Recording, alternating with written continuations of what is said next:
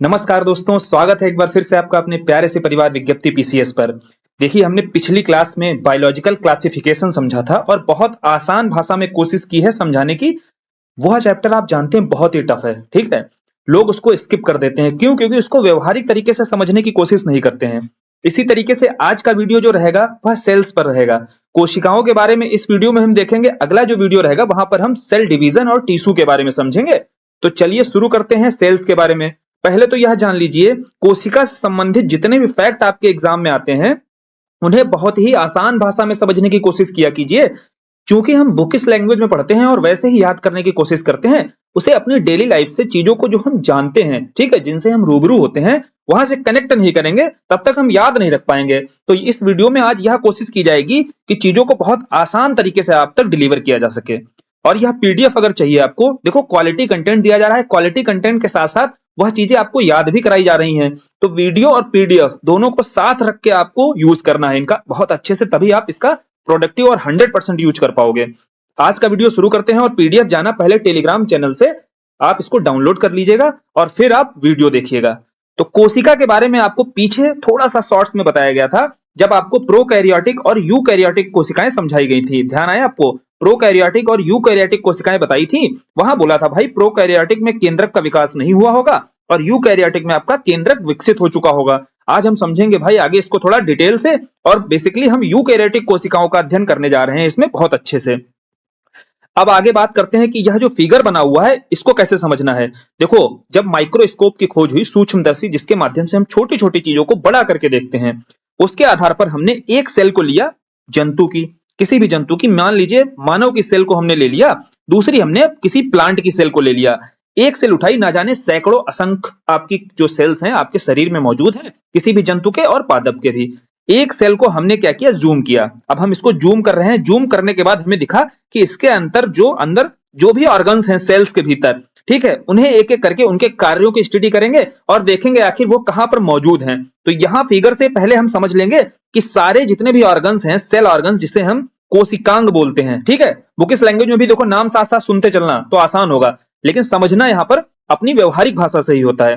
तो जैसे कोशिका के भीतर जितने सारे अंग होते हैं उसके, उनके क्या क्या कार्य होते हैं, यहीं से आपके क्वेश्चंस बनते हैं। वैसे ही पादप कोशिकाओं के भीतर देखेंगे इनके क्या काम होते हैं। यहां हमने जंतु कोशिका और पादप कोशिका में अंतर पीछे पढ़ा हुआ था। क्या पढ़ा था?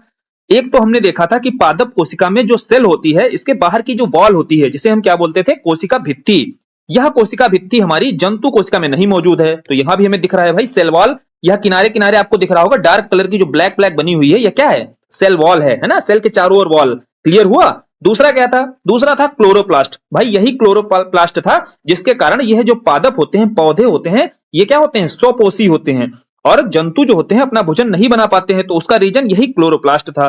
तो दो प्रमुख अंतर हमें दिखाई दिए जंतु कोशिका और पादप कोशिका में। हम पीछे जिन्हें पढ़ चुके हैं, आज हमने इसको यहां समझ भी लिया फिगर के माध्यम से। अब कुछ आगे कोशिकांग और देखते हैं। यहां ब्रीफ में खाली यह जानना है कि कौन सा कोशिकांग कहां पर मौजूद है, ताकि आगे जब आपको समझाया जाए तो आपको यह पता रहे, हाँ भाई यह कहां पर सेल के भीतर मौजूद होगा। दूसरा देखिए, हमने देखा यहां प्लाज्मा झिल्ली। अब समझो आप प्लाज्मा झिल्ली क्या है, इसे अर्धपारगम्य झिल्ली बोलते हैं। जैसे कोई भी प्रक्रिया आपकी सेल के भीतर होती है और सेल के भीतर से बाहर ट्रांसफर करनी है, या सेल के भीतर कोई न्यूट्रिशन आपका पहुंचाना होता है, तो यह सारा काम कहां से होता है? प्लाज्मा झिल्ली के माध्यम से होता है। प्लाज्मा झिल्ली के बाद ही आगे जितने भी ऑर्गन्स हैं वो अपना कार्य करते हैं, ठीक है। तो आवागमन का रास्ता है ये प्लाज्मा झिल्ली, आसान भाषा में समझे हम। फिर देखिए दूसरा दिया हुआ है माइटोकॉन्ड्रिया। माइटोकॉन्ड्रिया के बारे में आपने खूब सुना होगा, ये पावर हाउस ऑफ सेल्स बोलते हैं। एक आप ब्रीफ में समझ लीजिए कि सेल्स को जो एनर्जी की आवश्यकता होती है, वह एनर्जी कहां से मिलती है? यह माइटोकॉन्ड्रिया से ही मिलती है। आपकी जो एनर्जी आपको चाहिए होती है, जानते हैं यहां पर श्वसन जैसी प्रक्रिया होती है, जब आपकी एटीपी के रूप में, है ना, आप पढ़ते हैं ना इसको, एटीपी के रूप में जैसे एनर्जी बनती है, और यह एनर्जी ही आपकी सेल के द्वारा यूज की जाती है।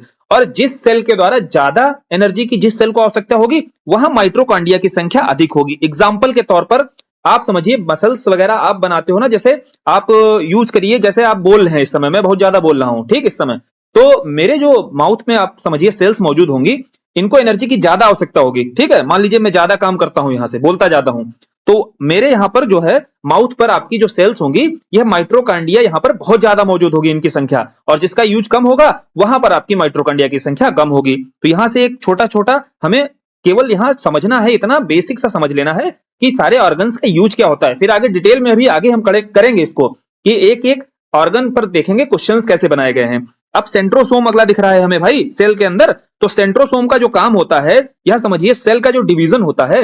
अब सेल का अगर डिवीजन नहीं होगा तो आगे जो ह्यूमन आप स्ट्रक्चर देखते हो, यह ग्रोथ कैसे होगी। सेल डिवीजन भी आगे हम अगले वीडियो में बहुत अच्छे से पढ़ेंगे कि दो तरीके का सेल डिवीजन होता है, समसूत्री विभाजन, अर्धसूत्री, जिसे मायोसिस और मिटोसिस के रूप में जानते हैं। इसको केवल आपको ब्रीफ में खाली जानकारी दी जा रही है ताकि आपकी समझ बन सके इस टॉपिक पर। अगला जो हमें दिखाई दिया वह अंतःप्रदव्य जालिका। अंतःप्रदव्य जालिका से पहले हमें केंद्रक समझ लेना है। देखो भाई, जो हमें सेल दिखाई दिया, सेल के भीतर आपका कोशिका द्रव्य पड़ा होता है, ठीक है। जो आपका द्रव्य होता है वह उसे ही आपका कोशिका के भीतर पड़ा हुआ द्रव्य ही कोशिका द्रव्य कहलाता है। और सेल के भीतर ही हमें दिखाई दे रहा है केंद्रक। यह आपका केंद्रक दिखाई दे रहा होगा स्पष्ट रूप से। केंद्रक के भीतर ही आपके मौजूद है केंद्रिका। तो यहां हमने केंद्रिका की लोकेशन समझ ली कहां पर है। और केंद्रिका के ही बाहर आपको दिखाई दिया क्रोमेटिन जाल। अभी जब गुणसूत्रों के बारे में अच्छे से डिटेल से पढ़ेंगे तो वहां ये चीजें क्लियर तरीके से समझनी है। अभी खाली हमें केवल इसकी जानकारी लेनी है, कौन सा अंग कहां पर उपस्थित है। और इसी केंद्रक से लगा हुआ भाग आपको यह दिख रहा होगा जिसे बोलते हैं अंतःप्रदव्य जालिका, जिसे इंडोप्लाज्मिक रेटिकुलम भी बोला जाता है। इसी इंडोप्लाज्मिक रेटिकुलम पर आपको यह देखिए डॉट डॉट कुछ बिंदियां दिख रही होंगी। क्या है भाई बिंदियां? यह हमारे राइबोसोम है। इसी आधार पर हम अंतःप्रदव्य जालिका जो इंडोप्लाज्मिक रेटिकुलम है, इसको दो भागों में बांट देते हैं। इसके दो ही भाग होते हैं। एक आपकी खुरदुरी कहलाती है, खुरदुरी ईपीआर।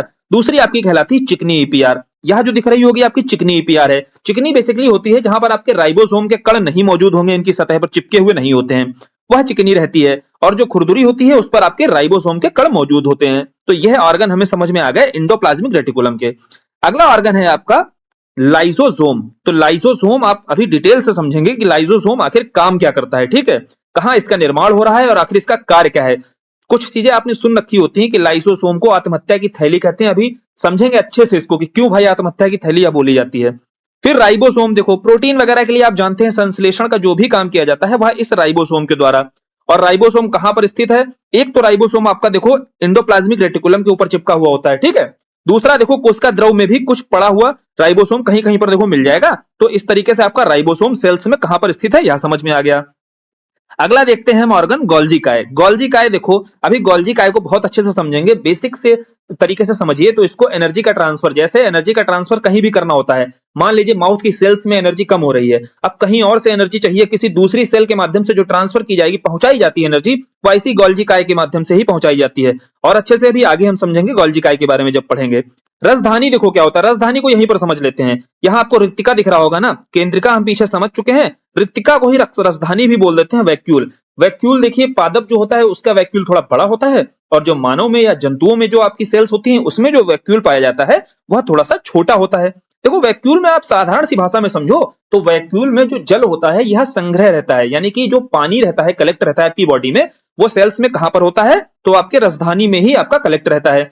तो यह पानी की आवश्यकता आप इस तरीके से समझो, वैक्यूल पादपों की बड़ी होती है, इसका मतलब यहां पानी का संग्रह ज्यादा होगा, इसीलिए पेड़ों वगैरह में आप देखते हो ज्यादा पानी की आवश्यकता होती है।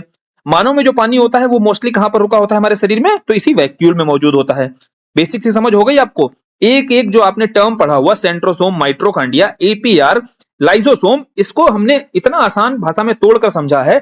अभी समझा नहीं है, केवल इसको जाना है आखिर ये कहां पर मौजूद है आपके ऑर्गन्स, और इनका शॉर्ट्स में समझने की कोशिश की है कि इनके कार्य क्या होते हैं। अब कुछ यहाँ पर फैक्ट हैं, 5-6 फैक्ट हैं जो आपको यहाँ पर याद कर लेने हैं साथ के साथ, और फिर आगे बढ़ेंगे, एक एक ऑर्गन को हम देखेंगे जो हमने सेल्स में भी देखा माइक्रोस्कोप के माध्यम से। यह चीजें हमने जो देखी हुई है यह माइक्रोस्कोप से हमने एक सेल को जूम करके देखा, आखिर सेल के भीतर संरचना है कैसी। अब फैक्ट देखते हैं। तो पहला फैक्ट बनता है कोशिका की खोज किसने की थी? तो सर्वप्रथम खोज जो की थी रॉबर्ट हुक ने की थी। अब बात आती है भाई, फिर अगला जो क्वेश्चन बना जीवित कोशिका की खोज, तो इसका मतलब क्या है? इसका मतलब यह है कि रॉबर्ट हुक के द्वारा जो कोशिका की खोज की गई थी वह अपने आप में डेड सेल थी, ठीक है। डेड सेल थी अर्थात कार्क की लकड़ी के माध्यम से इन्होंने इस सेल की खोज की थी, है ना। तो इसलिए इसको डेड सेल के रूप में जाना जाता है। फिर जो ल्यूवेनहॉक आते हैं, इन्होंने सर्वप्रथम बैक्टीरिया के माध्यम से जब बैक्टीरिया की खोज की तो उसे ही माना जाता है जो पहली जीवित कोशिका के रूप में खोज हुई वह ल्यूवेनहॉक के द्वारा की गई। फिर जीवित कोशिका के आधार पर आगे बताया गया यही कोशिका होती है जीवन की प्रारंभिक जो इकाई होती है, संरचनात्मक और फंक्शनल इकाई बनती है। और इसी आधार पर आगे सिद्धांत गढ़ा गया जिसे आपका कोशिका सिद्धांत के रूप में जाना जाता है। इसे स्लाइडेन व स्वान के द्वारा गढ़ा जाता है। तीनों फैक्ट देखो बहुत अच्छे से समझने हैं। पहले कोशिका की खोज रॉबर्ट हुक द्वारा की जाती है, लेकिन यह डेड सेल होती है। फिर लिवन हक के द्वारा जब बैक्टीरिया की खोज की जाती है, बैक्टीरिया आप जानते ही हैं, पीछे हम उसको पढ़ चुके हैं अच्छे से, है ना। मोनेरा जब हमने पढ़ा था तो वहां पर बैक्टीरिया को बहुत ढंग से समझ लिया था। तो इस आधार पर लिवन हॉक के द्वारा जब बैक्टीरिया की खोज की जाती है तो उसे जीवित कोशिका के रूप में पहली खोज माना गया, और कोशिका सिद्धांत इसी आधार पर आगे गढ़ा जाता है स्लाइडेन और स्वान नामक वैज्ञानिकों के द्वारा। अब आगे प्रश्न बनता है भाई, हमारे जो पृथ्वी पर पाई जाती है सबसे छोटी कोशिका कौन सी होती है? तो आपको बताना है माइकोप्लाज्मा गैलीसेप्टिकम। माइकोप्लाज्मा के बारे में पीछे पढ़ चुके हैं हम। तो सबसे छोटी जो कोशिका थी, बताया भी गया था, माइकोप्लाज्मा गैलीसेप्टिकम ही है सबसे छोटी। सबसे बड़ी आपकी शुतुरमुर्ग अंडा में जो सेल पाई जाती है, शुतुरमुर्ग के अंडे की जो सेल होती है वह सबसे बड़ी सेल होती है। तो पृथ्वी पर पाई जाने वाली छोटी सेल और बड़ी सेल, ये दोनों पूछी जाती हैं। अब मानव शरीर से संबंधित कोशिका पर क्वेश्चन बनता है छोटी, बड़ी और लंबी को लेकर के, ठीक है। छोटी सेल पूछ देता है, बड़ी सेल पूछ देता है और लंबी सेल पूछ देता है। यह हमें ध्यान रहना चाहिए, बहुत आसान फैक्ट होते हैं, ये सभी को याद रहते हैं। अब मानव की सबसे छोटी पूछ रहा है तो कनेक्ट कर लो खुद से। हमारे शरीर में सबसे छोटी जो सेल होती है वह ग्रेन्यूल सेल होती है। यहां आप देखो कंफ्यूज हो सकते हो, कई जगह पर दिया होगा स्पर्म की जो सेल होती है वह सबसे छोटी सेल होती है। देखो आपको बता दें, समझा दिया जाए किस तरीके से क्वेश्चन पूछा जाएगा, उसी आधार पर आपको आंसर देना है। यदि पूछा जाता है मानव की, ठीक है, तो आपको अगर ऑप्शन में वहां स्पर्म नहीं दिया है तो ग्रेन्यूल सेल ही आपका आंसर होगा। यदि मान लीजिए स्पर्म ऑप्शन में आ जाता है तो फिर आपको स्पर्म मानना है। और बहुत सारे वैज्ञानिक क्या है, ग्रेन्यूल को क्यों मानते हैं, देखो उसका रीजन बता देते हैं। स्पर्म सेल जो है आपकी, देखो मेल में केवल पाई जाती है, ठीक है, फीमेल में आपकी स्पर्म सेल नहीं मौजूद होती है। इस आधार पर मानव की जब बात की जाएगी तो वहां यहां पर मेल और फीमेल दोनों को काउंट किया जाएगा भाई। तो इसीलिए सबसे छोटी जो सेल है ग्रेन्यूल सेल मान लेते हैं। कुछ लोग मानकर चलते हैं भाई मेल है या फीमेल है तो मानव ही है, तो आप स्पर्म सेल को सबसे छोटी सेल मानिए। दोनों चीजें आपको क्लियर हो गई होंगी, यहाँ पर जो भी कंफ्यूजन होगा इसको इससे रिलेटेड आपका अब एग्जाम में किसी तरीके से भी घुमा फिरा कर पूछेगा, आप आंसर सही कर दोगे। मानव शरीर की जो सबसे बड़ी सेल है वह अंडाणु सेल है, ठीक है, ओवम सेल जिसे बोलते हैं। और सबसे लंबी सेल आपकी न्यूरॉन सेल मानी जाती है, ठीक है। न्यूरॉन सेल आप जानते हैं इसका अगर कहां पर मौजूद होती है, या तो आपको पता ही होगा ना, जब रीढ़ की हड्डी से लेकर ब्रेन तक, बैक साइड में आप देखोगे रीढ़ की हड्डी से लेकर ब्रेन तक जो सेल पाई जाती है वह आपकी न्यूरॉन है, तो इसकी लंबाई सर्वाधिक होती है। मानव के शरीर में पाई जाने वाली सबसे लंबी सेल कौन सी है? न्यूरॉन सेल है। यह कुछ फैक्ट थे, वह हमने समझ लिए। अब हम समझेंगे कोशिका द्रव्य अंग सॉरी। तो देखो कोशिका देखी थी हमने, बिल्कुल देखी। इसके अंदर हमने जो देखा कि कोशिका द्रव्य पाया जाता है। अब कोशिका द्रव्य में बहुत सारे अंग देखे, केंद्रिका देखा, माइटोकॉन्ड्रिया देखा, लाइसोसोम देखा, है ना। एक एक अंग को हम समझेंगे, एक एक अंग से क्या क्या क्वेश्चन बनते हैं उसको बहुत व्यवहारिक भाषा में समझने की कोशिश करना है, बिल्कुल बुकिश लैंग्वेज में नहीं। बुकिश लैंग्वेज में पढ़ना होता है, फिर उसको समझना होता है कि आखिर याद कैसे रखना है और यह टॉपिक कैसे समझ में आएगा आपको। माइटोकॉन्ड्रिया पर सबसे पहले चलते हैं। तो माइटोकॉन्ड्रिया का काम क्या था? बोले माइटोकॉन्ड्रिया को कोशिका का पावर हाउस कहा जाता है। अब माइटोकॉन्ड्रिया काम क्या ऐसा करता है, देखो आपका जो भी ग्लूकोज आता है, ग्लूकोज से ऑक्सीजन का यूज करेगा तो वह क्रिया कहलाएगी श्वसन की। तो बोले यहां पर श्वसन क्रिया होती है, और श्वसन क्रिया के पश्चात आपकी एटीपी के रूप में एनर्जी रिलीज होती है, और यही एटीपी के रूप में ऊर्जा का प्रयोग किया जाता है सेल के द्वारा। तो भैया सेल को ऊर्जा कहां से मिलेगी? बोले सेल को जो ऊर्जा मिलती है इसी माइटोकॉन्ड्रिया के कारण ही मिलती है। अगर यह माइटोकॉन्ड्रिया नहीं पाया जाएगा तो सेल को कहां से ऊर्जा मिल पाएगी? जो आप चलते फिरते हो ना या एक्सरसाइज करते हो, एक्सरसाइज करने के लिए आपको क्या चाहिए होती है? एनर्जी चाहिए होती है। तो आखिर अगर मान लीजिए पुशअप कर रहे हैं आप, तो हैंड्स की जो सेल होंगी उनको एनर्जी बहुत ज्यादा चाहिए होगी। तो यहां माइटोकॉन्ड्रिया की संख्या इसलिए ज्यादा हो जाती है। ज्यादा होगी तो रेस्पिरेशन अर्थात श्वसन ज्यादा होगा, श्वसन ज्यादा होगा तो एटीपी के रूप में एनर्जी ज्यादा रिलीज होगी, और इसी एटीपी के रूप में एनर्जी का यूज कर पाएंगी सेल्स। अब क्लियर तरीके से समझ में आ गया होगा कि माइटोकॉन्ड्रिया को कोशिका का पावर हाउस क्यों कहा जाता है। फिर एक फैक्ट बनता है भाई, इसमें एक तो गोलाकार डीएनए पाया जाता है, दूसरा यहाँ पर 70S राइबोसोम पाए जाते हैं। यहां थोड़ा सा शॉर्ट में समझ लो, प्रोकैरियोटिक और यूकैरियोटिक कोशिकाओं में अगर अंतर किया जाता है तो यहां समझ लेना है कि प्रोकैरियोटिक में आपके जो राइबोसोम हैं वह 70S प्रकार के मौजूद हैं, लेकिन यूकैरियोटिक में आपके 80S प्रकार के मौजूद होते हैं। तो अब यहां क्लियर तरीके से समझ में आया कि भाई माइटोकॉन्ड्रिया आपकी मौजूद तो है यूकैरियोटिक सेल में, ठीक है। जो हमने सेल पढ़ी, यूकैरियोटिक सेल पढ़ी, उसमें हमने देखा कोशिकांग में माइटोकॉन्ड्रिया मौजूद है। तो माइटोकॉन्ड्रिया मौजूद तो आपकी यूकैरियोटिक में है, लेकिन माइटोकॉन्ड्रिया के भीतर जो राइबोसोम पाया जा रहा है वह 70S है। यह 70S साइज होता है। 70S और 80S जो है यह आपका साइज होता है, और जो 70S साइज है, छोटा साइज है, वो प्रोकैरियोटिक में पाया जाता है, और जो बड़ा साइज 80S है वह यूकैरियोटिक में पाया जाता है। लेकिन यहां ध्यान रखना है कि माइटोकॉन्ड्रिया थोड़ा सा अलग हो जाता है। यहां पर 70S राइबोसोम के कारण बोला जाता है कि यह जो है प्रोकैरियोटिक सेल के समान ही विशेषता रख रहा है माइटोकॉन्ड्रिया। तो यहाँ इसीलिए एग्जाम में आपके क्वेश्चन बनेगा, आप कंफ्यूज हो जाओगे, आप सोचोगे यार माइटोकॉन्ड्रिया तो यूकैरियोटिक में पाया जाता है, तो इसमें तो 80s प्रकार का पाया जाना चाहिए राइबोसोम, लेकिन ऐसा नहीं है, यहाँ पर 70s राइबोसोम पाया जाता है, इसीलिए यहाँ अच्छे से और डिटेल से समझाया गया। ठीक, अगला जो कोशिकांग है वह लवक है। देखो प्लास्टिड हमने पढ़ा, वहां पर पीछे देखा था क्लोरोप्लास्ट के बारे में और अच्छे से समझा था कि यह परपोषी होने का प्रमुख कारण है यह प्लास्टिक मौजूद होना। यह प्लास्टिक आप समझ लीजिए जंतु कोशिकाएं जितनी होती हैं या प्लांट्स के अलावा जितनी भी आपकी एनिमल सेल्स होती, वहां यह प्लास्टिड नहीं पाया जाता है। पहला समझ में आया कि एनिमल सेल या ह्यूमन सेल्स, यहां पर प्लास्टिड नहीं, समझ में आ गया। कुछ एक जंतु है हमारा, जैसे पीछे पढ़ा था यूग्लिना, यूग्लिना में आपका यह क्लोरोप्लास्ट पाया जाएगा, इसी कारण यह अपना भोजन क्या करता है, स्वयं बना लेता है। और बोला था ना जंतु और पादप के बीच की कड़ी भी बोला जाता है यूग्लिना को, तो यह तो एक्सेप्शन है, जंतुओं में एक्सेप्शन है यूग्लिना, जो अपना भोजन स्वयं बना लेता है। अदरवाइज जितनी भी प्लांट की सेल्स होती है ना, केवल वहीं पर आपका यह प्लास्टिड पाया जाएगा। अब इस प्लास्टिड को थोड़ा सा डिटेल समझते हैं। 3 तरीके का प्लास्टिड होता है, जो भी आप प्लांट आसपास अपने देखना, वहां से अभी देखो कैसे व्यवहारिक तरीके से समझेंगे तो सारे आपको प्लास्टिड बहुत आसानी से समझ आ जाएंगे। एक होता है क्लोरोप्लास्ट, दूसरा होता है क्रोमोप्लास्ट, तीसरा होता है ल्यूकोप्लास्ट। यह हो गई हमारी साइंटिफिक लैंग्वेज, है ना, इस बुकिश लैंग्वेज में नहीं याद करना है। क्लोरोप्लास्ट क्या होता है, जो हमें पत्तियां दिखाई देती हैं पेड़ों की, पेड़ों की पत्तियों में मौजूद है भाई क्लोरोप्लास्ट, पहला समझ में आया। दूसरा है क्रोमोप्लास्ट, जितने हमको फल या सब्जियां जो भी दिखाई देती हैं, उनके जो कलर हैं, रंग बिरंगी फल और सब्जियां दिखाई दे रही है ना, वो उनमें मौजूद है आपका क्रोमोप्लास्ट। तीसरा प्लास्टिड है ल्यूकोप्लास्ट, भाई जो रंगहीन चीजें हैं जैसे आलू हो गया, जड़ हो गया, ये रंगहीन होते हैं आपके, तो यहां मौजूद है हमारा ल्यूकोप्लास्ट। देखो आसानी से समझ में आया, व्यवहारिक तरीके से चीजों से कनेक्ट किया तो याद हो जाएगा। अभी देखो क्लोरो में आपका होता है हरित लवक। अब यहां भी एक चीज और बता देता हूं, हरित लवक में आपका मैग्नीशियम मौजूद होता है। यही मैग्नीशियम होता है जिसके कारण पौधे क्या कर पाते हैं, फोटोसिंथेसिस कर पाते हैं और अपना भोजन स्वयं तैयार कर पाते हैं, साथ ही हमारे लिए ऑक्सीजन भी तैयार कर पाते हैं।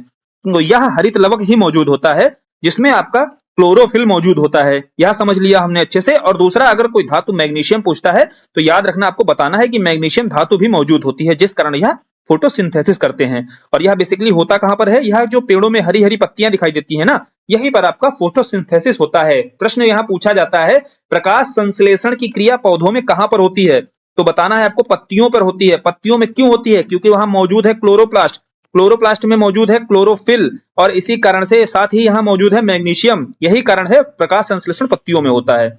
बहुत अच्छे से डिटेल समझा और व्यवहारिक तरीके से समझा।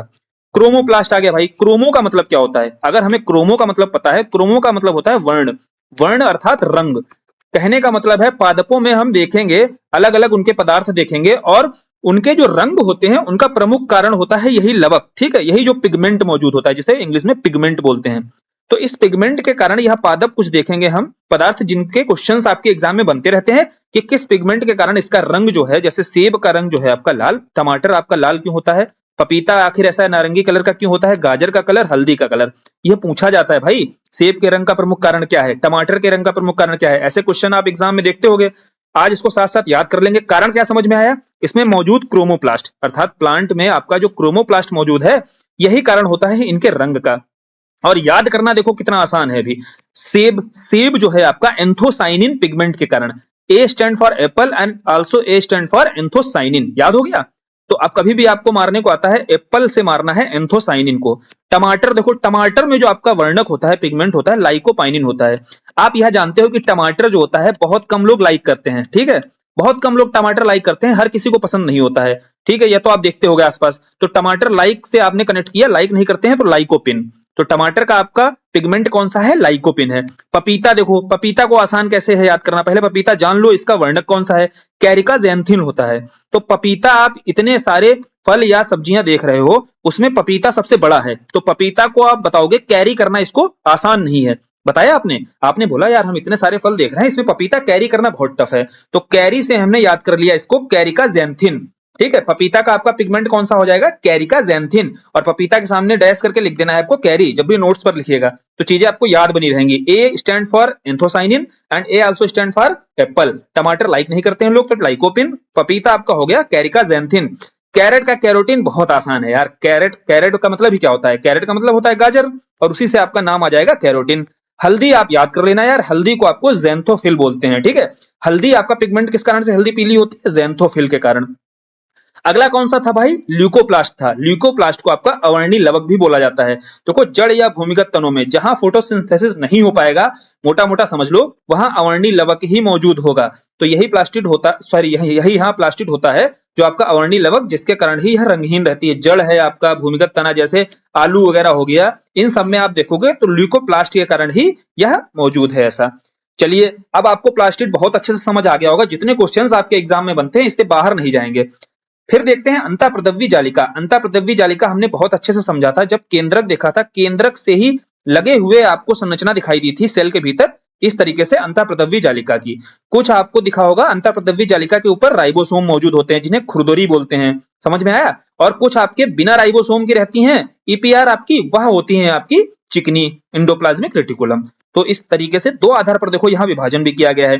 अब इसको आसान बहुत है याद करना। संश्लेषण का मतलब देखो, जो आपकी चिकनी ईपीआर होती हैं इनमें राइबोसोम अनुपस्थित होता है। और खुरदरी क्यों होती है? राइबोसोम्स के कारण ही राइबोसोम के कारण ही यह खुरदरी होती है। देखो राइबोसोम आपको याद करना है कि राइबोसोम का प्रमुख काम होता है प्रोटीन का संश्लेषण करना। संश्लेषण को आसान भाषा में समझो तो प्रोटीन का निर्माण करना, ठीक है? यही प्रोटीन का निर्माण होता है आपका। आप बॉडी बनाते हो तो प्रोटीन चाहिए होता है। तो प्रोटीन भाई क्यों चाहिए होता है? ग्रोथ के लिए प्रोटीन सर्वाधिक उपयुक्त माना जाता है और सर्वाधिक इसेंशियल होता है। इसीलिए बताया जाता है कि राइबोसोम जो काम करता है आपकी सेल में, वह प्रोटीन संश्लेषण का कार्य करता है। और यह राइबोसोम देखो जब मौजूद होगा, खुरदुरी ईपीआर पर मौजूद है, इसीलिए वहां पर प्रोटीन का संश्लेषण होगा। और जहां पर यह मौजूद नहीं होगा वहां पर वसा या स्टेरॉइड का, वसा देखो ऐसे कनेक्ट कर लेना, वसा चिकनी होती है, इसीलिए जो चिकनी ईपीआर होती है यह वसा या स्टेरॉइड का संश्लेषण करती है। तो यहां से ईपीआर से रिलेटेड दोनों इसके भाग जो होते हैं उनके बारे में समझ आ गया बहुत अच्छे से। यह कार्य क्या करता है भाई? Endoplasmic reticulum. देखो इंडोप्लाज्मिक रेटिकुलम जो है अंतःकोशिकीय परिवहन तंत्र का निर्माण करता है। कैसे? केंद्रक पर जितनी भी मौजूद होती हैं जानकारियां, ठीक है, जितने भी आनुवांशिक पदार्थ अभी हम केंद्रक के भीतर देखेंगे, केंद्रिका या क्रोमेटिन जाल हमने पीछे पढ़ा था, और यहां से जितनी आनुवांशिक जानकारियां होती हैं इनको इंडोप्लाज्मिक रेटिकुलम के माध्यम से कोशिका द्रव्य तक ले जाया जाता है। आपने बहुत अच्छे से वहां समझा था, पीछे भी देख लेते हैं।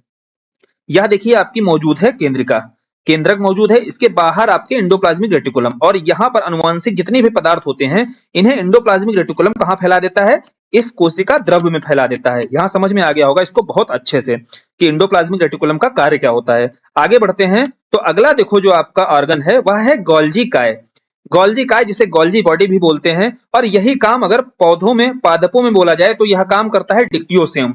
सेम काम करता है जिसे आप डिक्टियोसोम के रूप में जानते हैं, और उन्हीं को आपको जंतु सेल जो आपकी होती है या ह्यूमन सेल समझ लीजिए, उसमें गोल्जी काय के रूप में जाना जाता है। गोल्जी काय का मोटा मोटा देखो आपको समझ में आया था, अभी क्या बताया गया था यहां समझते हैं इस फिगर के माध्यम से। यह गोल्जी काय आपको दिख रहा होगा।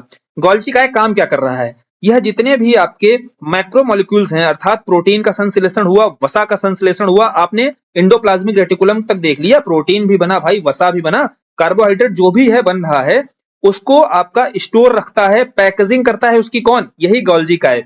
उसको स्टोर करता है कौन? यही गोल्जी काय। और जब भी जरूरत होती है, एग्जाम्पल के तौर पर प्रोटीन की जरूरत है या वसा की जरूरत है, तो वहां बॉडी तक पहुंचाता कौन है? यही गोल्जी काय। और यही सेल्स में, सारी सेल्स में मौजूद होता है यह गोल्जी काय। तो एनर्जी का इसके माध्यम से ही जो ट्रांसफर हो रहा है, अर्थात मैं बोल रहा हूं तो मेरे यहाँ माउथ की जो सेल्स हैं इसको एनर्जी की ज्यादा जरूरत है, और जैसे ही जरूरत होगी तो अब जरूरत के लिए जो गोल्जी काय होगा वह तुरंत यहाँ की सेल्स को, एक तो यहाँ पर मौजूद सेल्स हैं वह, दूसरा आसपास की जो सेल्स हैं वह भी इस जगह तक, माउथ की सेल्स तक क्या करेंगी? एनर्जी को पहुंचाएंगी। इसका काम कौन करेगा? यही गोल्जी काय करता है। आप समझ में आया आपको गोल्जी काय का प्रमुख काम क्या होता है? और बुकिश लैंग्वेज में देखो वही चीजें दी होती हैं कि मैक्रोमोलिक्यूल्स अर्थात कार्बोहाइड्रेट, वसा, प्रोटीन, इनकी पैकेजिंग करता है, स्टोरेज करता है, सिक्रीट करता है, अर्थात जहां पर जरूरत होता है वहां तक यह गोल्जी काय पहुंचा देता है। अच्छे से क्लियर हो गया होगा आपको गोल्जी काय जब भी पढ़ेंगे। राइबोसोम पर आते हैं। देखो राइबोसोम का काम क्या बताया था? राइबोसोम जो है प्रोटीन संश्लेषण का काम करता है। तो बेसिक इसका काम क्या है? प्रोटीन संश्लेषण का काम करना। और आरएनए और प्रोटीन से ही बनी हुई यह संरचना होती है राइबोसोम अपने आप में। कहां मौजूद थी? एक तो इंडोप्लाज्मिक रेटिकुलम के ऊपर दानेदार रूप में पता था आपको, दिखाई दे रही थी, जिसके कारण यह खुरदुरे ईपीआर के रूप में जाना जाता है। दूसरा आपको कोशिका द्रव में भी जगह जगह पर आपको दिख रही होगी। इसका निर्माण कहां पर हो रहा था? देखो हमने सेल देखी थी, सेल के भीतर क्या देखा था? केंद्रक देखा था, और केंद्रक के ही भीतर आपकी मौजूद थी केंद्रिका, और केंद्रिका के द्वारा ही बनाया जा रहा है राइबोसोम, और यही राइबोसोम आपका पहुंचता है इंडोप्लाज्मिक रेटिकुलम तक। तो वहीं पर आपका दानेदार रूप में चिपका होता है। समझ में आया राइबोसोम आया कहां से? यह भी बहुत अच्छे से डिटेल्स ही समझाया जा रहा है। तो इसी केंद्रिका के द्वारा जब यह आपका राइबोसोम बनाया जाता है, इसका निर्माण हो रहा है और फिर यह एक कुछ राइबोसोम आपका एंडोप्लाज्मिक रेटिकुलम पर आपका चिपका हुआ दिखाई देगा, कुछ आपका देखेंगे आप कहां पर मौजूद होगा, कोशिका द्रव में मौजूद होगा। तो राइबोसोम आया कहां से, तो इसी केंद्रिका से आया राइबोसोम। निर्माण कहां हुआ, केंद्रिका में। कार्य क्या कर रहा है, प्रोटीन संश्लेषण का। तो अब राइबोसोम देखो बहुत आसानी से समझ में आ गया होगा। लाइजोसोम देखते हैं भाई, लाइजोसोम को ही आपका पादप में स्फीरोसोम बोलते हैं। लाइजोसोम को आसान भाषा में समझना है, पहले तो यह समझ लीजिए लाइजोसोम का निर्माण इसी गोल्जी काय के द्वारा किया जाता है। और लाइजोसोम करता क्या है, देखो यह आपकी सेल हो गई, सेल में बहुत सारे अंग हैं, सारे अंग हमने पहले देख लिए जूम करके। अब इसी सेल में मौजूद है आपका गोल्जी काय, क्या मौजूद, सॉरी इसी सेल में मौजूद है लाइजोसोम। तो लाइजोसोम क्या अलग कर रहा है, लाइजोसोम अलग यह कर रहा है, सेल का कोई भी विभाग मान लीजिए खराब होने लगता है तो लाइजोसोम क्या करेगा, हाईली एक्टिव, एक तरीके से समझिए यह एंजाइम रखता है, इसके पास हाईली पाचक एंजाइम होते हैं, ठीक है, जो कहीं भी आप समझिए छोड़ देगा यह एंजाइम, उस जगह का तुरंत वह पाचन कर देगा। जिस भी पदार्थ पर, जिस भी ऑर्गन पर यह वह पाचन छोड़ देता है, तुरंत उसका पाचन हो जाता है, ठीक है। तो जैसे ही सेल में कोई भाग खराब होता है, तुरंत गोल्जी वहां पर लाइजोसोम एक्टिव हो जाएगा।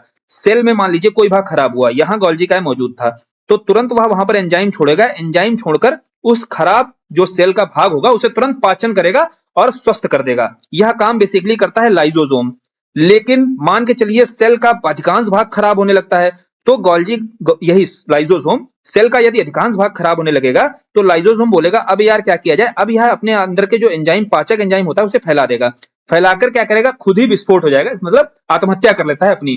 तो खुद भी मर जाएगा, साथ ही साथ वह सेल जो पूरी खराब हो रही थी उसे भी खत्म कर देगा। तो यही कारण होता है जिस कारण से इसे सुसाइडल बैग बोला जाता है। समझ में आ गया होगा लाइजोसोम किस तरीके से सेल के अंदर काम करता है। बहुत बेसिक तरीके से समझाने की कोशिश की गई है, बहुत डिटेल में समझना है ना तो डिटेल में समझने की आपको जरूरत भी नहीं है, एक जनरल तरीके से आपको खाली जानकारी होनी चाहिए ताकि आपको याद हो सके। आप पूछेगा कोई भाई आत्महत्या की थैली क्यों बोला जाता है, तो इजिली समझा दोगे आप किसी को। और नॉन बायो स्टूडेंट को भी अगर समझ में आ रही हैं तभी चीजें आपको पढ़ाने का मजा भी आएगा। अब अगला है पैराक्सीसोम। देखो पैराक्सीसोम का काम क्या होता है, पैराक्सीसोम का काम होता है पौधों में यह प्रकाशी श्वसन करता है और कोशिका में हाइड्रोजन पेरोक्साइड का उत्पादन करता है। प्रकाशी श्वसन को यहां पर समझते हैं अच्छे से, क्योंकि क्वेश्चन यहां प्रकाश की श्वसन से बहुत अधिक आता है। पेरोक्साइड से आप पैराक्सीसोम को समझ लोगे और बेसिकली यहीं से ऑक्सीजन वगैरह का जब यूज करना होता है सेल्स तो यूज कर लेती हैं, ठीक है। अब पैराक्सीसोम ने हमने पढ़ा है, तो प्रकाशी श्वसन क्या होता है, पौधों को आपने देखा होगा, बहुत व्यवहारिक तरीके से समझेंगे, आसान भाषा में समझा करो। पौधों से संबंधित आपने प्रकाश संश्लेषण खूब सुन रखा है जिसे फोटोसिंथेसिस बोलते हैं। एक और घटना होती रहती है साथ के साथ जिसे प्रकाशी श्वसन या फोटो रेस्पिरेशन बोला जाता है, ठीक है। दो घटनाएं होती हैं, फोटोसिंथेसिस और फोटो रेस्पिरेशन, दोनों एक साथ होती हैं। कैसे, फोटोसिंथेसिस में हमने अच्छे से देखा था कि प्रकाश संश्लेषण, प्रकाश का प्रयोग करके, मतलब प्रकाश की ऊर्जा का प्रयोग करके वह क्या करते हैं, अपने लिए भोजन बनाते हैं। लेकिन पेड़ पौधे सांस भी तो ले रहे हैं, सजीव की कैटेगरी में रखा जाता है, तो सांस जब ले रहे हैं अर्थात यह जो ऑक्सीजन बना रहे हैं, कुछ ऑक्सीजन अपने लिए भी यूज करेंगे। तो इसी घटना को ही, जो ऑक्सीजन खुद यूज करते हैं, इसी घटना को बोला जाता है फोटो रेस्पिरेशन। आप समझ में आया, प्रकाश संश्लेषण और प्रकाश श्वसन में क्या अंतर है। प्रकाश संश्लेषण के माध्यम से ऑक्सीजन बनाते हैं पेड़ पौधे, जिसका प्रयोग हम भी करते हैं। इस ऑक्सीजन का कुछ यूज यदि पेड़ अपने लिए करेंगे तो उसे बोलते हैं फोटो रेस्पिरेशन। ये हो गया आसान भाषा में समझना। अब यहीं से एक काम आपको समझ में आया कि भाई एक काम होता है ना, प्रकाश संश्लेषण जो होता है यह सूर्य के प्रकाश में ही होता है, तो रात में भैया सूर्य का प्रकाश तो होता नहीं है, तो फोटोसिंथेसिस प्रकाश संश्लेषण तो होता नहीं, तो रात में क्या होता है, केवल प्रकाश श्वसन होता है। इसी कारण से रात में पेड़ पौधे केवल प्रकाश श्वसन करेंगे और श्वसन में रिलीज क्या होता है, CO2। बोलते हैं रात में पेड़ के नीचे नहीं लेटना चाहिए, रात में क्या कर रहे होते हैं पेड़, यही प्रकाशी श्वसन ही कर रहे होते हैं, इस कारण से यहाँ CO2 ही रिलीज होती है। अब क्लियर हुआ, चीजें जो आप डेली टू डेली लाइफ में बोलते हो उसके पीछे के साइंस को भी समझने की कोशिश किया करो आसान भाषा में। चलिए आगे बढ़ते हैं, सेंट्रोसोम समझते हैं जिसे तारक काय बोला जाता है। देखो तारक काय जो होता है यह बेसिकली काम करता है कोशिका के विभाजन का। जैसे एक कोशिका होती है, एक कोशिका से दूसरी कोशिका बनती है, दूसरी कोशिका से अनेक ढेर सारी कोशिकाएं बनती हैं, जो शारीरिक संरचना का विकास हो रहा है। शुरुआती स्तर पर आप समझिए भ्रूण के स्तर पर एक ही कोशिका सिंगल कोशिका रही होगी, है ना, जिसे कायिक कोशिका बोलेंगे। आगे भी हम सेल डिवीजन समझेंगे, बहुत अच्छे से समझ लेंगे, स्टेम सेल बोलते हैं। फिर आगे डिवीजन होता रहता है और यह डिवीजन होते होते ऑर्गन बनते हैं, ऑर्गन सिस्टम पूरा बनता है, फिर ह्यूमन स्ट्रक्चर जो हमारा दिखाई दे रहा है यह दिखाई देता है। एक ह्यूमन की बात की हमने, तो यह पूरा सेल डिवीजन जो हो रहा है, इसके लिए सेल में जो पहली प्रारंभिक सेल थी उसमें मौजूद कौन सा अंग था, जिसके कारण कौन सा कोशिका अंग था जो भाई ये सेल डिवीजन कर रहा था, तो आपने बताया यही तारक काय है भाई, तारक काय। यह तारक काय ही सेल डिवीजन का काम करता है। अब बोले भाई सेल डिवीजन से संबंधित एक फैक्ट और पूछा जाता है ब्रेन को लेकर के, क्या ब्रेन में कभी भी आपका कैंसर नहीं होता है? कारण क्या है? देखो, अनियंत्रित जब यह सेल डिवीजन होने लगता है, कैंसर किसे बोलते हैं? जब आपका अनकंट्रोल्ड सेल डिवीजन होता है। आपकी बॉडी में एक सेल डिवीजन कंट्रोल्ड तरीके से होता रहता है एक एज तक, आपकी जब तक लेंथ बढ़ती है, एक एज तक ही लेंथ बढ़ती है ना, तो आपका कंट्रोल्ड सेल डिवीजन हो रहा होता है वहां तक। लेकिन ब्रेन में बोलते हैं भाई कैंसर क्यों नहीं होता है? हालांकि ब्रेन में कैंसर होता है, लेकिन ब्रेन में कैंसर नहीं होता है। उसका रीजन क्या होता है? उसका रीजन यही होता है कि वहां पर तारक काय नहीं मौजूद है। जब तारक काय नहीं मौजूद है तो क्या कंट्रोल्ड क्या अनकंट्रोल्ड, कोई सेल डिवीजन नहीं होगा।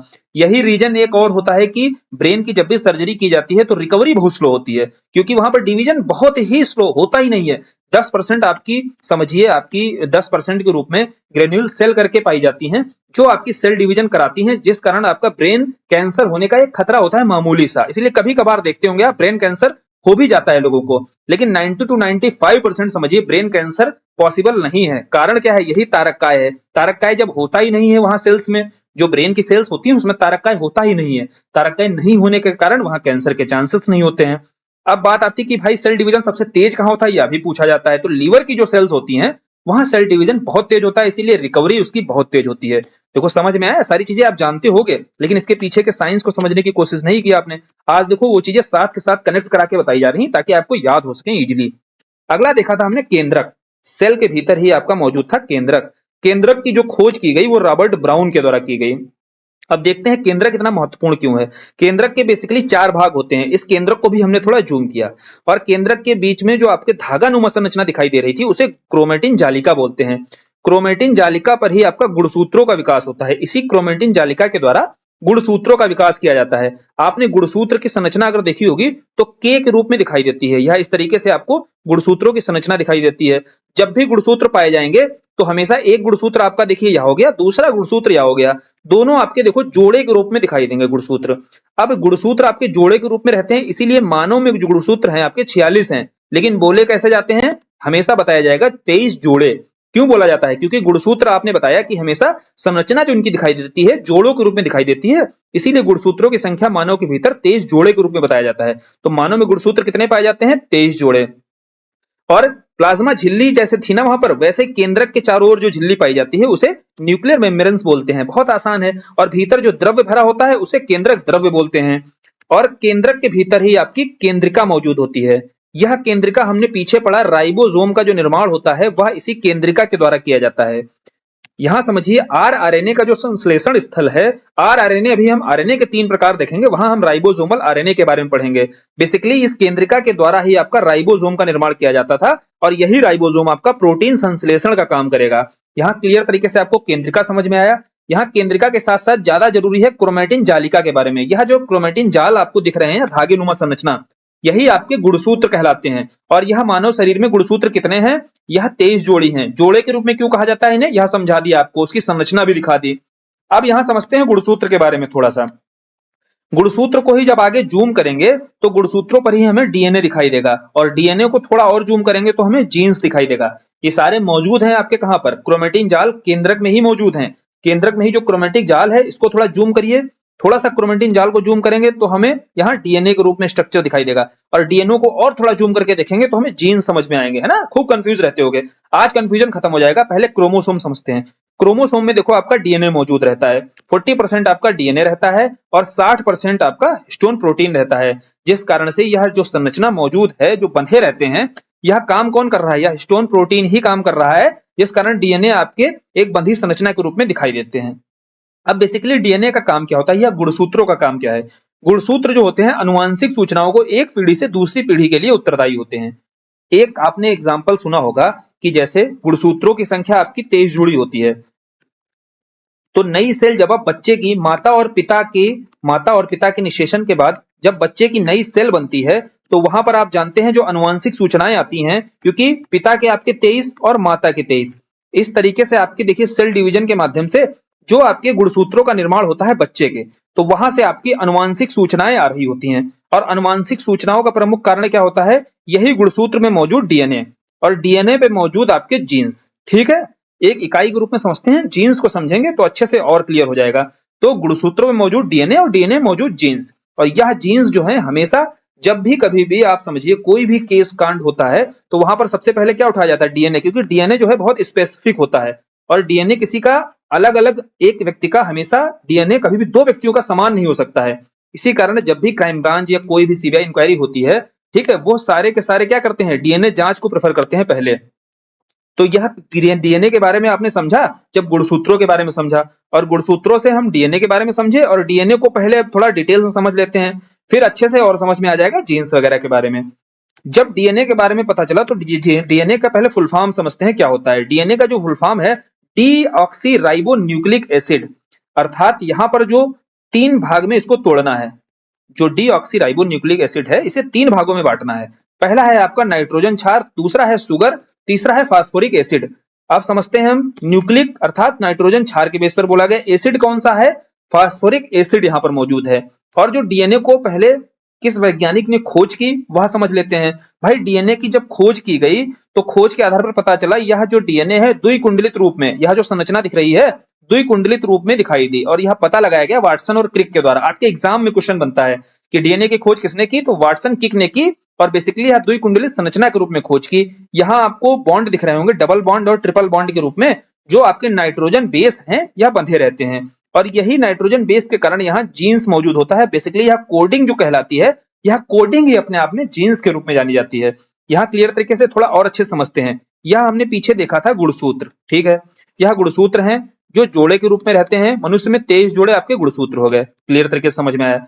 इसके एक भाग को हमने यहाँ से जूम करके उठाया, एक गुणसूत्र को उठाया, और यह लाइन को हमने इस लाइन को उठाकर जूम किया, तो हमें जो संरचना दिखाई दी वह इस तरीके से द्विकुंडलित रूप में दिखाई दी। ठीक, अब द्विकुंडलित रूप में जो संरचना दिखाई दे रही है, इसके अंदर भी हमने जूम किया तो देखा कि जो नाइट्रोजन बेस है, नाइट्रोजन क्षार हैं, यह डबल बॉन्ड और ट्रिपल बॉन्ड के रूप में जुड़े हुए हैं। उनको अभी हम समझेंगे डिटेल से कि कौन कौन से हैं आपके डबल बॉन्ड और कौन कौन से हैं ट्रिपल बॉन्ड के रूप में जुड़े रहते हैं नाइट्रोजन बेस। वह क्वेश्चन आपके एग्जाम में आते हैं। तो यहां समझ में आया आपको कि गुणसूत्र, फिर डीएनए, और डीएनए के भीतर फिर हमने देखा जीन्स। तो डीएनए के बारे में समझ रहे हैं, इसको आपने जूम किया, किसने जूम किया? सर्वप्रथम वाटसन और क्रिक ने। देखा द्विकुंडलित रूप में था, और द्विकुंडलित रूप की संरचना को ही डीएनए का नाम दिया। डीएनए के 3 भाग थे, एक आपका कहलाया नाइट्रोजन क्षार, सर्वाधिक मात्रा में डीएनए के भीतर यही नाइट्रोजन बेस मौजूद होते हैं।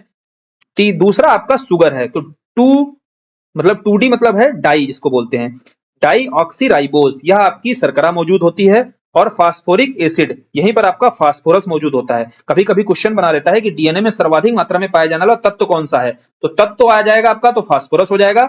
वैसे सर्वाधिक मात्रा में आपका नाइट्रोजन बेस मौजूद है। नाइट्रोजन बेस को 2 भागों में बांटा गया, प्यूरिन और पिरिडिन। ठीक है, पिरिमिडिन, पहला प्यूरिन, दूसरा पिरिमिडिन।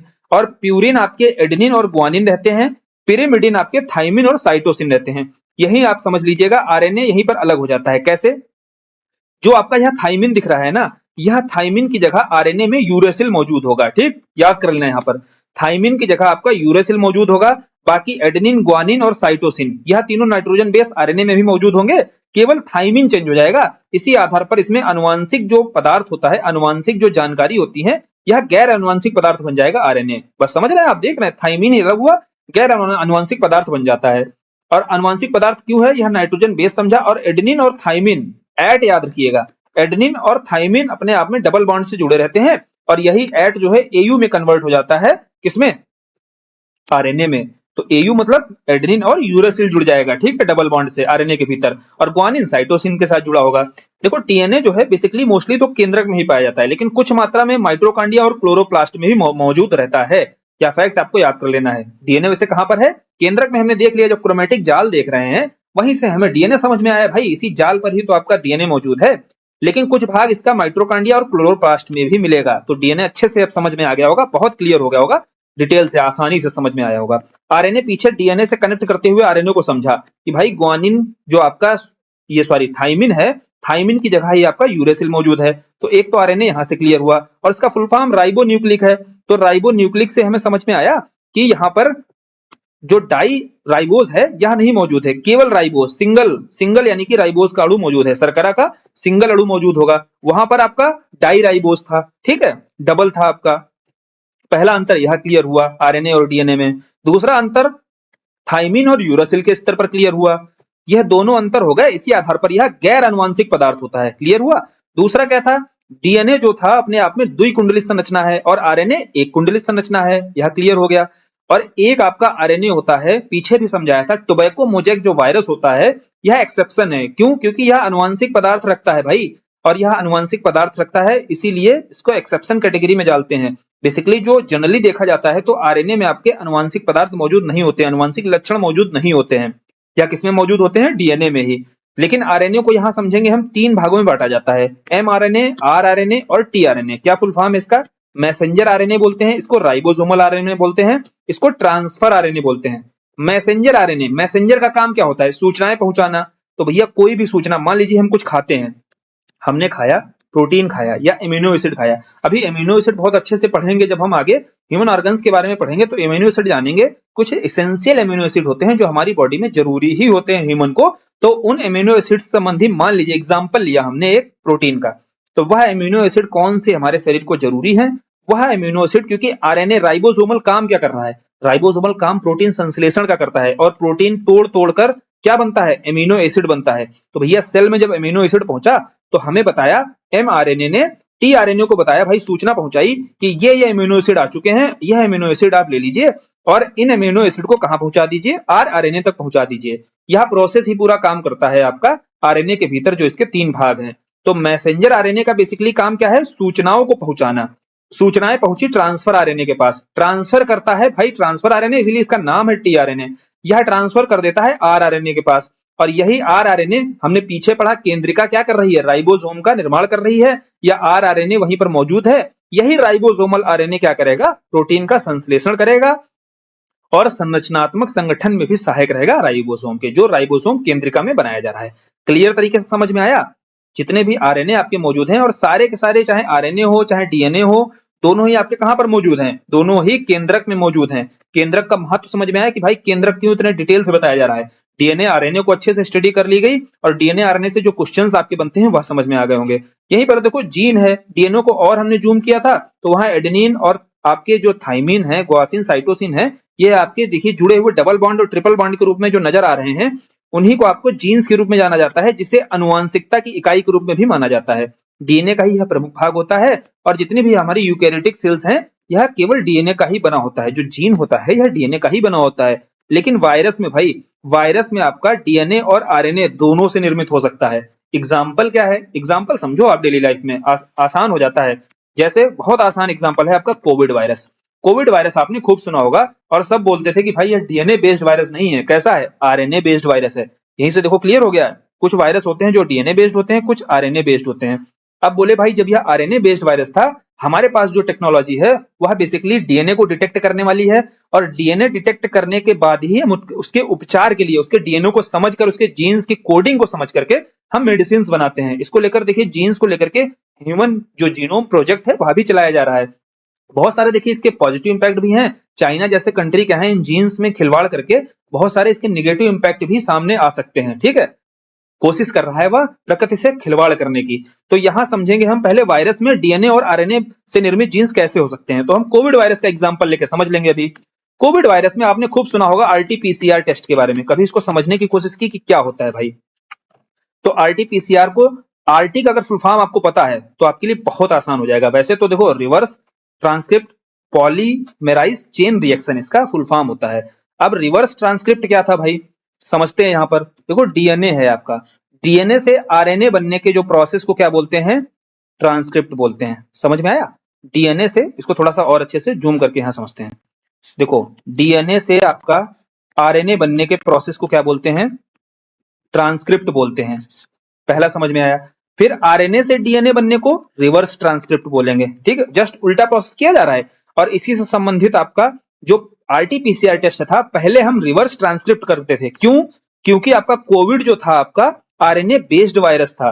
तो आरएनए बेस्ड वायरस था तो हमें पहले डीएनए में कन्वर्ट करना होता था, उसके बाद ही हम पॉलीमराइज चेन रिएक्शन करके पता लगाते थे उसके बारे में कि वह व्यक्ति पॉजिटिव है या निगेटिव है। तो आरटीपीसीआर क्लियर तरीके से समझ में आया होगा। यह भी क्लियर हुआ कि वायरस आरएनए बेस्ड भी हो सकता है और डीएनए बेस्ड भी हो सकता है। यही आरएनए आगे प्रोटीन बनाता है। ठीक है, चलो यह क्लियर हो गया। अब जितने भी कोशिकांग थे, कोशिकांगों के बारे में पहले आप पढ़ते होगे तो बुकिश लैंग्वेज में चीजों को समझने की कोशिश करते होगे, लेकिन आज सारे कोशिकांग बहुत अच्छे से आसान भाषा में कोशिश की गई है आपको समझ में आ जाएं। फिर एक टॉपिक और देख लेते हैं, इसके बाद अगले वीडियो में हम सेल डिवीजन वगैरह जो भी पढ़ेंगे हम नेक्स्ट वीडियो में पढ़ेंगे अच्छे से, और वही बहुत आराम आराम से पढ़ेंगे ताकि भाई आपको सारी चीजें याद रहें। चीजें याद भी तो होनी चाहिए, इतने फैक्ट हैं, जब तक आपको फैक्ट समझ में नहीं आएगा, उनका कॉन्सेप्ट नहीं समझ में आएगा, तब तक चीजों को आप याद नहीं कर पाओगे, कनेक्ट नहीं कर पाओगे फैक्ट के साथ में। जैसे यहाँ क्या है, यहाँ देखने जा रहे हैं कुछ पादप होती हैं, पादप की कोशिकाएं होती हैं, सारे पादप ऐसे नहीं होते हैं, बहुत सारे लेकिन पादप मौजूद हैं, उनकी सेल्स कुछ उत्सर्जी पदार्थ यानी कि कुछ सिक्रीट करती हैं, जिनका यूज वह खुद नहीं करती हैं, लेकिन उनका प्रयोग मानव के द्वारा किया जाता है। औषधि प्रयोग भी करते हैं लोग, नशे वगैरह के लिए भी प्रयोग करते हैं उसका। तो एक एक भाग को समझते हैं जो आपके एग्जाम में आता है, और उसको बढ़िया से समझेंगे तो आपको समझ में आ जाएगा सारा। अफीम है जैसे, अब अफीम आप जानते हैं, अफीम कहाँ मिलता है? अफीम आपका पोस्ता का पौधा लेंगे तो पोस्ता का फल देखिए इस तरीके से होता है। यहाँ समझ लेते हैं, थोड़ा सा और डिटेल में समझेंगे तो आसान से याद हो जाएगा। पोस्ता का फल लिया जाता है, पोस्ता के फल पे हल्का सा चीरा लगा दिया जाता है, चीरा लगा करके यहाँ से लेटेक्स, लेटेक्स क्या होता है अभी आगे समझेंगे। लेटेक्स दूध की तरह ही होता है, गाढ़ा पदार्थ, दूध की तरह एक गाढ़ा पदार्थ होता है। तो यहाँ पर जैसे ही चीरा लगाया जाएगा, चीरे के बाद धीरे धीरे करके यहाँ से अफीम जो आपका बहता रहता है, धीरे धीरे जो बहकर जमा कर लिया जाता है, उसी से आपका मार्फीम या अफीम तैयार किया जाता है। और इस मार्फीम को अगर लीगली यूज किया जा रहा है तो भैया जब लीगली यूज किया जाएगा, जैसे एग्जांपल के तौर पर गाजीपुर या बाराबंकी में यूपी के जो क्षेत्र हैं, यहाँ पर इसकी खेती की जाती है। इसकी खेती करके इसको लीगल तरीके से यूज भी किया जा रहा है, औषधि यूज किया जाता है, लेकिन लोग मार्फीम या अफीम का जब इलीगली यूज करते हैं तो नशे के लिए यूज करते हैं। ठीक है, तो मिलता कहां से है, यहाँ ध्यान रखना है, कच्चे फल में हमने चीरा लगाया था, और इसी कच्चे फल में जब यह पूरा लेटेक्स खत्म हो जाएगा, मार्फीम प्राप्त हो जाएगा, फिर ये जब सूख जाता है तो एक मसाला भी यहीं से मिलता है, खसखस मसाला आपने पढ़ा होगा, खसखस मसाले को आप डालते भी होगे सब्जियों वगैरह में जब यूज करते होगे, तो इसी पोस्ता के पेड़ से ही आपको खसखस मसाला भी मिलता है। तो अच्छे से समझ में आया, चीजें आपको अगर पता है, समझ लिया आपने, तो बहुत याद हो जाएंगे अच्छे से फैक्ट। अब रटते रहोगे अफीम पोस्ते के कच्चे फल से, लेकिन पूरा समझा भी दिया गया प्रोसेस। कुनैन देखो, कुनैन जब आप सिनकोना का पेड़ देखेंगे, सिनकोने के पेड़ की जो छाल है उसको निकाल करके कुनैन बनाया जाता है। कुनैन कहाँ पढ़ते हो आप? जब मलेरिया पढ़ते हो, मलेरिया के लिए वाहक बताया था, कौन सा मच्छर था? एनाफिल मच्छर था। पीछे पढ़ना पिछला वीडियो जाकर के कि मलेरिया के लिए प्रमुख तरीके से वाहक कौन सा होता है मच्छर? एनाफिल मच्छर होता है।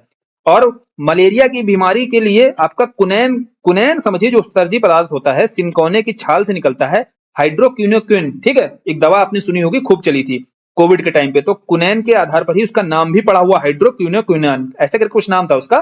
ठीक है, तो वह सिनकोना की छाल से मिलता है आपका कुनैन, यह क्लियर। रेस्परीन देखो, रेसरपीन सॉरी, रेसरपीन जो है राउफेलिया, राउवेल्फिया, राउवेल्फिया की जड़ से मिलता है। याद रखना, देखो कैसे आसान, इसको आप याद रहेगा। रेसरपीन, सर्प, सर्प आ रहा है ना, तो सर्प यूं ही नहीं लिखा है, इसको सर्पगंधा भी बोलते हैं। ऐसी मान्यता है कि यह पेड़ जहां रेसरपीन या राउफेलिया, राउवेल्फिया सॉरी, राउविल्फिया का जो पेड़ है, जहां भी आप लगा दोगे तो वहां सांप नहीं आते हैं इसकी गंध से, तो इसीलिए इसका नाम क्या पड़ा? जो उत्सर्जी पदार्थ है, इसके द्वारा जो उत्सर्जन किया जाता है वह रेसरपीन का यूज किया जाता है। औषधि प्रयोग भी होता है, लेकिन हमने कनेक्ट कर लिया कि रेसरपीन रेसरपीन इसका नाम क्यों पड़ा, यह हमने कनेक्ट किया। और राउवेल्फिया उस पेड़ का नाम है, उसकी जड़ से यह प्राप्त किया जाता है, जहां भी लगाया जाता है उसकी जड़ से यह रेसरपीन प्राप्त किया जाता है। अब निकोटीन, कैफीन और थीन, इसके तो भाई साहब आपको आसपास लती दिखी जाएंगे सब। निकोटीन भी दिखेगा आपको, निकोटीन तंबाकू की पत्तियों से मिलता है, कैफीन कॉफी की पत्तियों से मिलता है, थीन चाय की पत्तियों से मिलता है। ठीक है, आगे बढ़ते हैं, फिर हींग देखते हैं भाई। हींग जो है, हींग के लिए आपका फेरुला जो रहता है, फेरुला की जड़ों से, फेरुला की जो जड़ होती है उससे आपका हींग प्राप्त किया जाता है। हींग आपका, उसे रेजिन भी बोलते हैं, जड़ से जो रेजिन होता है, रेजिन से ही आपका हींग प्राप्त किया जाता है। तो पेड़ कौन सा है? फेरुला का है, उसकी जड़ों को ही जब सुखाया जाता है तो वहीं से आपका हींग प्राप्त होता है। रबर, रबर को आपने देखा होगा कभी, बड़े बड़े पेड़ होते हैं रबर के लिए। देखो जब साउथ अमेरिका पढ़ाया गया था तो अमेजन के जंगल बताए गए थे, अमेजन का जो क्षेत्र है यह रबर उत्पादन के लिए बहुत आगे रहता है। ठीक है, समझ में आया? पीछे तो देखो ज्योग्राफी भी कनेक्ट करके चीजों को समझते चलना है। तो रबर के लिए आपका अमेजन के जंगल जो थे वहां पर रबर उत्पादन बहुत अधिक होता है। वहीं आपका पेड़ है हीबिया, जो हीबिया पेड़ है इसके लंबे लंबे पेड़ होते हैं, यहीं पर यहाँ पर मनुष्य क्या करते हैं, कट लगाते हैं इन पेड़ों पर, और इनसे कट लगाकर इनसे दूध गिरता है। दूध वही लेटेक्स जो होता है, जो लेटेक्स को ही गाढ़ा दूध तरीके से रहता है, लेटेक्स है ना, ऐसा समझो, लेटेक्स मत समझो लेकिन गाढ़े दूध के रूप में तो जानते हो। तो यही लेटेक्स से ही आपका रबड़ बनाया जाता है। यह लेटेक्स लेकर के कलेक्ट किया जाता है, फिर उसमें केमिकल रिएक्शंस कई सारी की जाती हैं, कई सारे केमिकल पदार्थ मिलाए जाते हैं, फिर आगे आपका जो वर्तमान समय में रबड़ देखते हो वह रबड़ प्राप्त हो जाता है। एग्जाम्पल के तौर पर जैसे टायर वगैरह जो यूज किए जाते हैं ना, काले कलर के होते हैं ना, इसमें कार्बन वगैरह आगे मिला देंगे तो वह आपके काले रबर काली हो जाएगी। तो प्राप्त कहां से हो रही है? यही हीबिया के लेटेक्स से प्राप्त हो रही है रबर। कत्था जो पान में लगाते हो ना कत्था, तो वह एकेसिया या पीछे हमने ज्योग्राफी में पढ़ा था खैर के पेड़, खैर या एकेशिया के जो पेड़ होते हैं इनकी लकड़ी मुलायम होती है और इनकी लकड़ी को ही आप समझिए पीस कर क्या बनाया जाता है, कत्था बनाया जाता है। तो खैर को ही आपका एकेशिया भी बोलते हैं, इसकी लकड़ी से ही प्राप्त किया जाता है कत्था। अभी तक हमने जब सेल्स के बारे में पढ़ा था तो वहां तारक काय के बारे में अच्छे से समझा था कि यह तारक काय ही होता है, सेल ऑर्गन जो आपका होता है कोशिका विभाजन के लिए जिम्मेदार होता है। अब कोशिका विभाजन होता किस तरीके से है यह समझेंगे। देखो भाई, कोशिका विभाजन से मतलब है कि जो आपकी पैतृक कोशिका होती है अर्थात पेरेंटल जो सेल बोलते हैं उसके माध्यम से जो नई कोशिका का बनना अर्थात पैतृक कोशिका से संतति कोशिका का बनना, यह पूरा प्रोसेस ही कहलाता है कोशिका विभाजन। कैसे होता है ये समझाओ आप, है ना, ये डेफिनेशन नहीं पूछी जाती है। होता क्या है, दो तरीके का यह कोशिका विभाजन होता है हमारी सेल्स में। एक आपने पढ़ा होगा समसूत्री विभाजन, दूसरा होता है अर्धसूत्री विभाजन। ये भाई कहां पर होता है, देखो ह्यूमन स्ट्रक्चर आपको लेना है, सबसे पहले दिमाग में विजुलाइज करना है, सेल डिवीजन समझना है ना। तो आप समझो कि आपके शरीर में, पूरे शरीर में जितनी भी सेल्स हैं हर जगह पर आपका समसूत्री विभाजन हो रहा है, सिवाय कहां पर, जनन कोशिकाओं में। जनन कोशिकाओं मतलब मेल में आप समझिए जो आपकी स्पर्म सेल्स होती हैं और फीमेल में आपकी जो ओवम सेल्स होती हैं, केवल यह दो सेल्स ऐसी हैं जहां पर आपका अर्धसूत्री विभाजन हो रहा होता है। और बाकी सेल्स जहां की भी सेल्स हैं, हाथ की, पैर की, मुंह की, कहीं की भी सेल्स हैं, वहां पर आपका मिटोसिस अर्थात समसूत्री विभाजन हो रहा होता है। यह पहले तो समझ में आया आखिर यह विभाजन सेल्स का हो कहां पर रहा है, पहली चीज समझ में आ गई। दूसरी चीज, और उसी को आपका बोलते हैं कायिक कोशिकाओं में विभाजन। कायिक मतलब आप समझ रहे हो, सोमैटिक सेल्स क्या होती हैं, जो प्रारंभिक सेल होती है। जैसे आपका हाथ मान लीजिए क्या है, आपका ऑर्गन है, हाथ छोड़िए, आप समझिए लीवर आपका क्या है, बोले लीवर भाई आपका एक ऑर्गन है। अब यह एक ऑर्गन है, इस ऑर्गन के बनने के लिए कोई एक प्रारंभिक सेल रही होगी, ठीक है, उस सेल से आगे फिर कई सारी सेल्स बनी होंगी, है ना, तो अपने आप में एक टिश्यू का निर्माण हुआ होगा और यही टिश्यू अपने आप में एक ऑर्गन का निर्माण करेगा। तो भैया जो पहली वाली सेल होती है ना, उसी को बोला जाता है सोमैटिक सेल। आप समझ में आया, पहली जो सेल होती है जिसे कायिक कोशिका बोलते हैं या सोमैटिक सेल बोलते हैं। तो शरीर में कहीं भी स्थित है जो भी सोमैटिक सेल्स है, सोमैटिक सेल्स में जो डिवीजन हो रहा है वह आपका मिटोसिस अर्थात समसूत्री विभाजन कहलाता है। यही काम आपका जनन कोशिकाओं में अर्थात स्पर्म और ओवम की सेल्स में जो काम होता है, जो विभाजन होता है, उसे अर्धसूत्री विभाजन कहते हैं। दोनों अलग कैसे होते हैं, दोनों अलग ऐसे होते हैं कि जो समसूत्री विभाजन होता है भाई, इसमें आपके जो गुणसूत्रों की संख्या होती है, गुणसूत्र बताने की जरूरत नहीं है आपको, गुणसूत्र बहुत अच्छे से कराया था जब केंद्रक के बारे में कराया गया था, वहां बोला था भाई जो भी अनुवांशिक जानकारियां होती हैं वह इन गुणसूत्रों पर ही एकत्र होती हैं।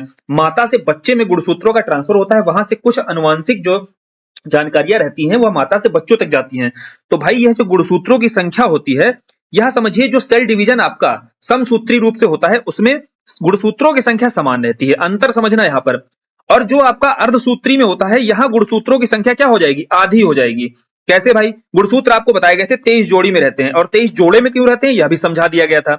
तो भाई 46 गुणसूत्र मान लीजिए मानव में रहते हैं, तो इससे जो आपकी दो कोशिकाएं बनेंगी, समसूत्री विभाजन में आपकी दो कोशिकाएं बनेंगी, समसूत्री, इसीलिए नाम ही रखा गया, सूत्री लिया गया है गुणसूत्र से, सम मतलब समान, अर्थात गुणसूत्रों की संख्या समान रहेगी। तो 46 आपके दोनों गुणसूत्रों, दोनों जो कोशिकाएं होंगी उन दोनों में ही आपके 46 गुणसूत्र ही पाए जाएंगे, अर्थात 23 जोड़ी गुणसूत्र पाए जाएंगे, यही यह कह रहा है। और फिर भाई अर्धसूत्री में क्या है, अर्धसूत्री मतलब गुणसूत्र अर्ध हो जाएंगे, आधे हो जाएंगे भाई। 46 जोड़ी अगर आपके मौजूद होते हैं ह्यूमन में, तो वह आपके सेल डिवीजन के बाद एक सेल में आपका 23 हो जाएंगे, दूसरे सेल में आपके 23 हो जाएंगे, आधे आधे हो गए। और जनन कोशिकाएं जितनी भी है ना हमारी, इसी आधार पर आप देखते हो यही 23 गुणसूत्र आपके मेल के और वही 23 गुणसूत्र आपके फीमेल के, ठीक है, 23 गुणसूत्र आपके मेल के और 23 गुणसूत्र आपके फीमेल के, यह दोनों मिलकर ही जब निषेचन होता है, उसके बाद जो जाइगोट बनता है, तो बच्चा जहां भ्रूण का निर्माण होता है, तभी जाकर के वहां 46 गुणसूत्र बनते हैं, ठीक, यह पूरा प्रोसेस होता है। और यह प्रोसेस हो क्यों पाता है, इसलिए हो पाता है क्योंकि वह जनन कोशिकाएं जो होती हैं वह अर्धसूत्री विभाजन के बाद में इस तरीके का विभाजन करती हैं। क्लियर तरीके से अब समझ में आ गया होगा कि जो जाइगोट वगैरह पढ़ते होंगे आप, और यह भ्रूण का जो विकास होता है, आखिर बच्चे का जो विकास होता है वो किस आधार पर, बच्चे के अंदर 46 गुणसूत्र ही क्यों पाए जाते हैं। तो कारण यह है कि जो जनन कोशिकाएं मेल और फीमेल में है, वहां सेल डिवीजन हो रहा है, सेल डिवीजन के बाद में जब सेल वह विभाजित हो रही है और विभाजित होकर के 23 गुणसूत्र रखती है मेल की सेल, 23 गुणसूत्र रखती है फीमेल की सेल। इसीलिए बच्चों में जो लक्षण देखे जाते हैं माता और पिता दोनों से आते हैं। यहां से क्लियर तरीके से आसान भाषा में समझ में आया इसका मतलब। तो अर्धसूत्री विभाजन और समसूत्री विभाजन बेहद आसानी से समझाने की कोशिश की गई है। अब भाई जो अर्धसूत्री विभाजन है आपका और समसूत्री विभाजन है, इन दोनों का कार्य क्या होता है? देखो, समसूत्री जो है वह आपका वृद्धि या मरम्मत, जैसे ग्रोथ जो हो रही है आपकी, तो लगातार सेल का डिवीजन हो रहा है, तभी तो भाई हमारा शरीर बड़ा हो रहा है। शरीर हमारा बढ़ क्यों रहा है? क्योंकि सेल्स का लगातार डिवीजन हो रहा है, और एक समय तक ही आपका सेल्स डिवीजन होता है, यह आप जानते हो। तो जो वृद्धि होती है, क्या मरम्मत, एग्जाम्पल के तौर पर कहीं आपको चोट लगती है और चोट लगने के बाद सही कैसे हो जाता है, कभी सोचा आपने? तो उसका कारण यही सेल डिवीजन ही होता है। जब दोबारा से नई सेल्स बन जाएंगी वहां पर, तो आपकी वहां मरम्मत हो जाती है, और यह काम यह कहां पर होता है? यह समसूत्री विभाजन के माध्यम से ही होता है। ठीक है, तो क्लियर तरीके से इसका महत्व समझ में आया। और फिर यही आपसे पूछा जाए, अर्धसूत्री जो विभाजन हो रहा है, मियोसिस बोलते हैं जिसको, वह आपका जीवों में विभिन्नताएं, अर्थात जो वेरिएशंस देखे जाते हैं ना, जैसे माता पिता से जो बच्चा, बच्चे से फिर उसके वह माता पिता बनेगा, फिर बच्चे आएंगे, तो यह वेरिएशंस अर्थात अनुवांशिक पदार्थों का जो ट्रांसफर होता है, 23 आपके मान लीजिए माता से आते हैं, 23 पिता से आ रहे हैं गुणसूत्र, और वह आगे बच्चे में जा रहे हैं, तो वेरिएशन आपको दिखाई देगा कुछ। तो वही वेरिएशन के लिए जिम्मेदार कौन सा होता है? यही अर्धसूत्री विभाजन ही जिम्मेदार होता है। एक एक लाइन का अर्थ समझने की कोशिश कर रहे हैं यहाँ पर, और आसानी से आपको चीजें समझ में भी आ रही होंगी। अब भाई विभाजन की प्रक्रिया समझते हैं, प्रोसेस क्या होता है, अर्थात इसके चरण समझ लेंगे। चरण आसान होते हैं, एग्जाम में आपके खूब पूछे जाते हैं। एक तो आपका देखो क्रम लगाने को आता है। अब यहाँ थोड़ा सा एक चीज समझ के करेंगे, सेल्स को पहले देखेंगे, हम समझ चुके हैं पहले। इस तरीके की आपकी देखिए सेल्स थी, भीतर आपके मौजूद था यह केंद्रक। ठीक है, इतनी बेसिक सी जानकारी के साथ समझेंगे, ज्यादा डिटेल से और ज्यादा कठिन बनाने की कोशिश नहीं करेंगे, है ना, क्योंकि आपके एग्जाम में जो जरूरी है उतना समझा करो। विभाजन की देखो प्रक्रिया कैसे होती है। यह दो तरीके से आपका समसूत्री विभाजन होता है। पहला आपका प्रोसेस कहलाता है स्टेप केंद्रक विभाजन, फिर आपका कोशिका द्रव विभाजन। इसको आप समझते हैं, यह सेल है, सेल के भीतर मौजूद है केंद्रक, और इस केंद्रक को आप समझिए, यहाँ आपका क्रोमेटिन जाल वगैरह मौजूद था, है ना, सॉरी यहाँ नहीं, आपका केंद्रक के भीतर ही क्रोमेटिन जाल था जहां पर गुणसूत्र पाए जाते हैं। अब यहीं पर आपका मौजूद था तारक काय, याद आया? अब तारक काय क्या करता है? समसूत्री विभाजन में देख रहे हैं हम कैसे होता है, आसान भाषा में समझते हैं। तारक काय काम करता है, इस केंद्रक को पहले दो केंद्रकों में बांटेगा सेल के भीतर ही। तो इस आधार पर आपकी जो संरचना बनेगी, यह केंद्रक आपका बढ़ जाएगा दो केंद्रकों में। ठीक है, यह काम किसके द्वारा किया जा रहा है? तारक काय द्वारा। पहले क्या कर रहा है? वह पहले केंद्रक को ही दो केंद्रकों में बांट देता है, उसी को बोला जाता है केंद्रक विभाजन। और इस केंद्रक विभाजन में जो घटनाएं हैं आपकी, वह चार प्रोसेस में होती हैं, प्रोफेज, मेटाफेज, एनाफेज, टेलोफेज। तो यह आपके चार चरण होते हैं भाई। प्रोफेज, मेटाफेज आप नाम से समझिए, इसको क्रम लगाने को आता है कि भाई केंद्रक विभाजन के या विभाजन की प्रक्रिया जो समसूत्री विभाजन होता है, उसमें आप इसको क्रम से लगाइए। आपके एग्जाम में देखो इस तरीके से क्वेश्चन बनता है। तो प्रो का मतलब क्या होता है? एक एक शब्द के आप प्रेफिक्स को समझ जाइए। प्रेफिक्स मतलब होता है जो आगे यूज किया गया शब्द है, इसका अगर अर्थ आप समझ लेंगे ना, अर्थ निकाल लोगे, तो यह आसानी से क्रम लगाना बहुत आसान हो जाएगा। प्रो मतलब क्या होता है? पहले, है ना, पहले का। तो सबसे पहले नंबर पर कौन सा होगा? आपका प्रोफेज होगा। फिर मेटा का मतलब होता है मध्य, तो प्रो के बाद मध्य में आएगा मेटाफेज। एना का मतलब होता है भाई पश्च, ठीक है, तो पश्च मतलब पीछे का होता है, तो एना फेज मतलब क्या हो जाएगा? बाद में आएगा मेटाफेज के। और टेलो का मतलब ही क्या होता है? टेलो का मतलब होता है अंत, तो सबसे लास्ट फेज कौन सा होगा? टेलो फेज। बेसिकली यह चार चरण हैं। इन चार चरणों में ही प्रोसेस क्या हो रहा है? प्रोसेस हो रहा है कि केंद्र जो है अपना, एक सेल के भीतर जो केंद्र मौजूद था, यह केंद्र दो केंद्रों में विभाजित हो रहा है। इसी को बोला जाता है कैरियोकिनेसिस। और कैरी का मतलब क्या होता है? कैरियो का मतलब क्या होता है?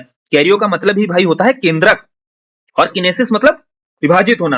कैरियोकिनेसिस मतलब क्या हो गया? केंद्रक का विभाजन होना। इसी कैरियो के आधार पर प्रोकैरियोटिक और यूकैरियोटिक पढ़ी थी हमने कि नहीं पढ़ी थी? तो वहां से चीजें तोड़ा करो, शब्दों का मतलब निकाला करो, मतलब से आप वो चीज समझने की कोशिश किया करो, आखिर नामकरण यहाँ पढ़ा कैसे होगा।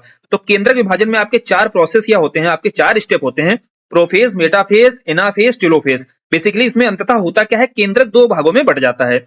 सर्वाधिक समय जिस फेज में लगता है वह आपका प्रोफेज में लगता है, और सबसे कम टाइम आपका एनाफेज में लगता है। ठीक है, यह आपको याद रखना है। फिर भाई देखो, एक सेल के भीतर आपके बन गए दो केंद्रक, इसके आगे होगा क्या? यही आपका जो सेल है, इस सेल के भीतर जो दो केंद्रक बन चुके हैं, और यहाँ कोशिका के भीतर क्या भरा होता है? कोशिका द्रव्य भरा होता है, पढ़ा था हमने पीछे, सेल इसीलिए अच्छे से पढ़ाया गया है। और यह सेल आपकी जब दो भागों में बटेगी, तो कोशिका द्रव्य क्या है? दोनों सेलों में बट जाएगा, और दोनों में एक एक केंद्रक पहुंच जाता है भाई। हमारे शरीर में यही तो, पूरे शरीर में जो सेल डिवीजन हो रहा है इसी आधार पे हो रहा है। और यह केंद्रक भी आपका देखो मौजूद हो गया, और यह केंद्रक के साथ साथ कोशिका द्रव भी बट गया, तो इस विभाजन को बोलते हैं कोशिका द्रव का विभाजन हो गया। यहां पर भी 46 गुणसूत्र रहेंगे, यहां पर भी 46 गुणसूत्र रहेंगे, और जो पहले कोशिका थी, स्टार्टिंग की कोशिका यह है, यहां पर भी 46 गुणसूत्र है। तो बेसिकली इस आधार पर हमने समझा कि सेल डिवीजन में आपका किस तरीके से समसूत्री विभाजन होता है, और किस आधार पर हम बोलते हैं कि भाई इसमें जो गुणसूत्रों की संख्या पहले सेल में रहती है, नई कोशिकाएं जो संतति कोशिकाएं दो बनी है, इनमें भी गुणसूत्रों की संख्या 46 कैसे रहती है। बहुत अच्छे से आसानी से समझ में आ गया होगा आपको। अब भाई जो अर्धसूत्री विभाजन होता है यह दो तरीके से होता है। आपको यह पता होना चाहिए कि अर्धसूत्री जो विभाजन है दो बार होता है। पहली बार जो विभाजन होता है जनन कोशिकाओं में, तो एक कोशिका से आपकी दो जब कोशिकाएं बनती है तो 46 से आपका 23 गुणसूत्र पहुंच जाते हैं। लेकिन दोबारा जो होता है दूसरी बार में जो विभाजन होता है वह बिल्कुल समसूत्री जैसा होता है। कहने का मतलब है 23 गुणसूत्र से दोबारा जब दो कोशिकाएं बनेंगी तो यह प्रोसेस जो हमने समझाना पूरा समसूत्री का, दोबारा जो सेकंड स्टेप है जो अर्धसूत्री विभाजन सेकंड बोलते हैं जिसको, है ना, दूसरे स्टेप में बिल्कुल यही प्रोसेस होगा कि दो केंद्रक बनेंगे, दो केंद्रक के बाद में वह दो भागों में सेल्स बट जाएगी। अर्थात 46 गुणसूत्र जैसे पहले थे, यहां पर आपका पेरेंटल का काम करने लगी यह कोशिका, जब पहली बार विभाजित होकर दो कोशिकाएं बनी होंगी। तो यह दो कोशिकाएं जब दोबारा विभाजित होंगी तो बिल्कुल समसूत्री विभाजन की तरह होगा। लेकिन पहला जो विभाजन होता है वह अर्धसूत्री विभाजन होता है जो आपका जनन कोशिकाओं में होता है। ठीक है, यहां क्लियर तरीके से हमने अर्धसूत्री विभाजन को समझा, और यहां भी उसी तरीके से 4 फेजों में होता है अर्धसूत्री विभाजन भी। बस यहां प्रोफेज 1 2 है ना, प्रोफेज 1 मेटाफेज 1 इस तरीके से नाम दे देते हैं। तो समसूत्री विभाजन से आपके क्वेश्चंस खूब रहते हैं, और जितने भी क्वेश्चन रहते हैं अब आप बहुत आसानी से करने की स्थिति में आ गए होंगे। अब कोशिका विभाजन से उठाकर कोई क्वेश्चन पूछ ले भाई, गुणसूत्रों की संख्या आप बता दोगे कहां पर समान रहती, कहां आधी हो जाती है, समसूत्री विभाजन क्या होता है, अर्धसूत्री विभाजन क्या होता है, बेहद आसानी से कोई भी आपसे पूछेगा और बहुत आसानी से आप समझा पाने की स्थिति में होगे। आगे देखो हम देखते हैं कुछ एग्जाम ओरिएंटेड क्वेश्चंस हैं, या फैक्ट ऐसे हैं, 3-4 फैक्ट आपको बता रहा हूं जो लगातार रिपीट होते हैं आपके एग्जाम में, और आप देखना अभी आपको कितनी आसानी से ये आपको पता होगा कि हमने जो पीछे पढ़ा है इस बेस पे कितना आसान है ये फैक्ट याद रखना, और आपको याद होंगे। जैसे देखो श्वसन का कार्य पूछता है, जो प्रोकैरियोटिक कोशिकाएं थी आपकी या यूकैरियोटिक। प्रोकैरियोटिक क्या है आपका, केंद्रक से पहले की जो कोशिकाएं थी, केंद्रक बनने से पहले की। यूकैरियोटिक जिनमें केंद्रक उपस्थित है ना। तो इस तरीके की जो कोशिकाएं हैं उसमें पूछ रहा है भाई प्रोकैरियोटिक। एग्जांपल क्या है इसका, एग्जांपल याद रखना है बैक्टीरिया अपना। तो बैक्टीरिया में आपका श्वसन कैसे होता है भाई, क्योंकि बैक्टीरिया जैसी कोशिकाओं में आप समझिए यहाँ पर माइटोकॉन्ड्रिया तो उपस्थित नहीं होता है, ना केंद्रक होता है, तो यहाँ जो श्वसन होता है वह मीसोसोम के माध्यम से होता है। पीछे समझाया भी था आपको। और वही यूकैरियोटिक में श्वसन कहां पर हो रहा होता है, माइटोकॉन्ड्रिया में। ठीक है, जो एनर्जी बनाता है, और यह एनर्जी यूज की जाती है सेल्स के द्वारा। तो यहाँ पीछे पढ़ चुके हैं, देखो कितना आसान है। गाल्जी काय, गाल्जी काय बहुत अच्छे से पढ़ा था। गाल्जी काय का काम क्या होता है, गाल्जी काय पैकेजिंग करता है ना, जो भी आपका कार्बोहाइड्रेट प्रोटीन जो भी संश्लेषण हो रहा होता है उसकी पैकेजिंग वगैरह, और जो यूज करना होता है जब सेल्स को, या पहुंचाना होता है, एनर्जी का ट्रांसफर करना होता है, वो सारे काम कौन कर रहा था, वो सारे के सारे काम गाल्जी काय कर रहा था। इसीलिए इसको कोशिका अणुओं का क्या बोलते हैं, ट्रैफिक कंट्रोलर बोलते हैं। ठीक है, तो ट्रैफिक कंट्रोलर क्यों बोलते हैं, या समझ में आ गया हमें गाल्जी काय। हरित लवक भाई, जब हमने प्लास्टिड पढ़े थे पीछे सेल्स के चैप्टर में, तो वहां बताया था तीन तरीके के आपके प्लास्टिड पाए जाते हैं। कौन से, एक तो आपका था क्लोरोप्लास्ट, एक क्रोमोप्लास्ट था, ल्यूकोप्लास्ट था। ध्यान करिए, रिवीजन भी हो रहा है आपका साथ के साथ, नहीं हो रहा है सेल्स वाला देखना जाकर के, वहां बहुत अच्छे से कराया था। तो क्लोरोप्लास्ट जो है आपका कलर के लिए, मतलब जो ग्रीन कलर होता है पत्तियों में आपका फोटोसिंथेसिस जो होता है, जिस कारण पौधे अपना भोजन निर्माण करते हैं, इसी कारण से इसे कोशिका का क्या बोला जाता है, रसोई घर। रसोई घर में क्या करते हो आप, खाना बनाते हो भाई। तो पौधे अपना खाना कहां बनाते हैं, किसके माध्यम से बनाते हैं, क्लोरोप्लास्ट के माध्यम से बनाते हैं। कॉमन सेंस वाली बात है। अनियंत्रित समसूत्री विभाजन, समसूत्री विभाजन हमने पढ़ लिया कि एक सेल से भाई जो दो सेल्स बनती हैं और दोनों में गुणसूत्र समान रहते हैं, यह है समसूत्री विभाजन। अब यह अगर अनकंट्रोल्ड हो जाए, देखो हमारे शरीर में कंट्रोल तरीके से होता रहता है यह विभाजन, तो मरम्मत भी करता रहता है शरीर, साथ के साथ यह क्या करता है, ग्रोथ भी करता रहता है। लेकिन यह अगर अनकंट्रोल्ड हो जाता है, अर्थात जो हमारा डिवीजन है यह अनकंट्रोल तरीके से हो जाता है, तो उसे ही आपका कैंसर के रूप में जाना जाता है। अब अच्छे से समझ में आया, कभी बोलेगा कैंसर का कारण क्या होता है, तो बताना है कैंसर का कारण होता है अनकंट्रोल्ड मिटोसिस, अर्थात अनियंत्रित समसूत्री विभाजन। तो यह कुछ फैक्ट थे, और कितने आसान लगे होंगे आपको, क्योंकि आपको हर टॉपिक की समझ हो गई है। अब आते हैं ऊतक पर। अगला चैप्टर है ऊतक का। भाई ऊतक से क्वेश्चंस खूब बनते हैं आपके। ऊतक क्या होता है, बेसिकली जब हमने सेल्स पढ़ी थी, और सेल्स के ग्रुप्स को, अर्थात ग्रुप ऑफ सेल्स को ऊतक बोला जाता है, टिश्यू जिसे बोलते हैं। देखो यहाँ एक क्वेश्चन बनता है, टिश्यू की स्टडी को, स्टडी ऑफ टिश्यू क्या बोलते हैं, हिस्टोलॉजी बोलते हैं। हिस्टो का मतलब ही होता है आपका ऊतक, तो ऊतकों के अध्ययन को आपका हिस्टोलॉजी के नाम से जाना जाता है। बेसिकली आप समझिए ऊतक फिर क्या होता है, टिश्यूज वगैरह कैसे आप जानोगे, हाथ के आपके टिश्यू होते हैं, पैरों में टिश्यू होते हैं, आखिर इनमें अंतर कैसे किया गया। देखो यार, सेल्स आपने देखी, अब हाथों में मौजूद जो सेल्स हैं, लीवर के पास मौजूद जो सेल्स हैं, हार्ट के में मौजूद जो सेल्स हैं, यह अपने ग्रुप में रहती हैं, और यह ग्रुप में जो सेल्स होती हैं किसी भी एक अंग पर या किसी भी जगह पर शरीर में मौजूद जो ग्रुप में सेल्स होती हैं, एक समान जो कार्य करती हैं या एक समान संरचना बनाती हैं, तो उस जगह को आपको, उस ग्रुप को क्या बोल दिया जाता है, उस ग्रुप को ही भाई टिश्यू बोल दिया जाता है, ऊतक बोल दिया जाता है। तो हमें समझ में आया कि टिश्यू आखिर बोला कहां पर जाता है, या ग्रुप ऑफ सेल्स को कहां पर बोला जाता है। वह ग्रुप ऑफ सेल्स टिश्यू के रूप में जानी जाती हैं जो एक समान कार्य करती हैं, एक समान संरचना रखती हैं। तो यह आपको डेफिनेशन समझ में आई, और डेफिनेशन समझने के बाद ही आप चीजें आगे क्वेश्चन समझ पाओगे यहाँ से कैसे बनाए जाते हैं। देखो भाई, दो तरीके के टिश्यू हमें समझने हैं जो आपके एग्जाम में आते रहते हैं। एक तो पादपों के टिश्यू अर्थात प्लांट टिश्यू समझेंगे, दूसरा हम एनिमल टिश्यू। और एनिमल टिश्यू की जहां बात आएगी ना, वहां हमें अपने दिमाग में विजुलाइज करना है अपने ह्यूमन स्ट्रक्चर को, क्योंकि ह्यूमन टिश्यूज को आप समझोगे तो आपके लिए यह एनिमल टिश्यू समझना बहुत आसान होगा। और एनिमल में आप कुत्ते के टिश्यू समझने की कोशिश करोगे तो आपको टॉपिक आसानी से समझ नहीं आएगा, इसलिए ह्यूमन टिश्यू के साथ समझेंगे इसको। आ जाओ बढ़ते हैं आगे, पहले प्लांट टिश्यू देख लेते हैं। देखो, प्लांट टिश्यू आपका दो तरीके का होता है। एक आपका होता है विभाज्य ऊतक ऊतक, और हिंदी का आप बिल्कुल याद करने की कोशिश मत करना, टफ लग सकता है आपको, है ना, लेकिन फिर भी चलो आपको साथ के साथ बताया जा रहा है। देखो, पहला है आपका मेरिस्टेमेटिक टिश्यू, दूसरा आपका है परमानेंट टिश्यू। एग्जाम्पल के तौर पर आप खाली इसको कॉमन सेंस के माध्यम से जितना आप पेड़ों के बारे में जानते हो ना, उससे कनेक्ट करते करते पढ़ा करो। जैसे देखो, आपका परमानेंट टिश्यू है, दूसरा है मेरिस्टेमेटिक। अब इसको यार परमानेंट क्यों कहा गया होगा? परमानेंट इसलिए कहा गया होगा कि यह जो टिश्यू रहते हैं, ऊतक आपके मौजूद होते हैं पेड़ों में, यह हमेशा के लिए रहते होंगे, अर्थात कुछ ऐसा काम करते होंगे कि जब तक पेड़ जीवित है, जब तक पेड़ जिंदा है, तब तक यह टिश्यू रहेंगे, तभी इन्हें परमानेंट टिश्यू बोला गया। अभी इसको हम समझेंगे आगे डिटेल से, अच्छे से तब समझ आएगा। यहां भी नामकरण को समझते हैं। दूसरे आपके परमानेंट टिश्यू नहीं होंगे, अर्थात ये टेम्परेरी रहते होंगे, कुछ समय के लिए रहते होंगे, तो उन्हें या तो टेम्परेरी टिश्यू बोल देते हैं या मेरिस्टेमेटिक टिश्यू बोलते हैं। तो यह दो ऊतक हैं आपके। अभी हम समझते हैं पादप ऊतकों के बारे में कि इनसे क्वेश्चंस कैसे बनते हैं। एनिमल टिश्यू में हम देखेंगे तो एपिथेलियल टिश्यू, एपी का मतलब क्या होता है? बाह्य, अर्थात त्वचा पर आपके मौजूद होंगे, या मनुष्य के आप समझिए या किसी भी जंतु के बाहर क्या होती है? त्वचा आपकी दिखाई देती है। तो एपिथेलियल इसका नाम ही क्यों पड़ा होगा? यह इस तरीके के ऊतक कहां पर मौजूद होंगे? आपकी स्किन पर मौजूद होंगे। दूसरा है आपका संयोजी ऊतक, जिसे कनेक्टिव टिश्यू बोलते हैं। अर्थात क्या कनेक्टिव, संयोजी मतलब क्या होता है? जोड़ने का काम करते होंगे। चलो इन्हें भी देख लेंगे हम। पेशी ऊतक, मस्कुलर आपका टिश्यू जो होता है ना, पेशियां जितनी भी होती हैं आपकी, मांसपेशियां जो होती हैं आपकी या हड्डियां होती हैं, यहां सब मौजूद होगा कौन सा टिश्यू? यहां आपका यही मस्कुलर टिश्यू मौजूद होगा।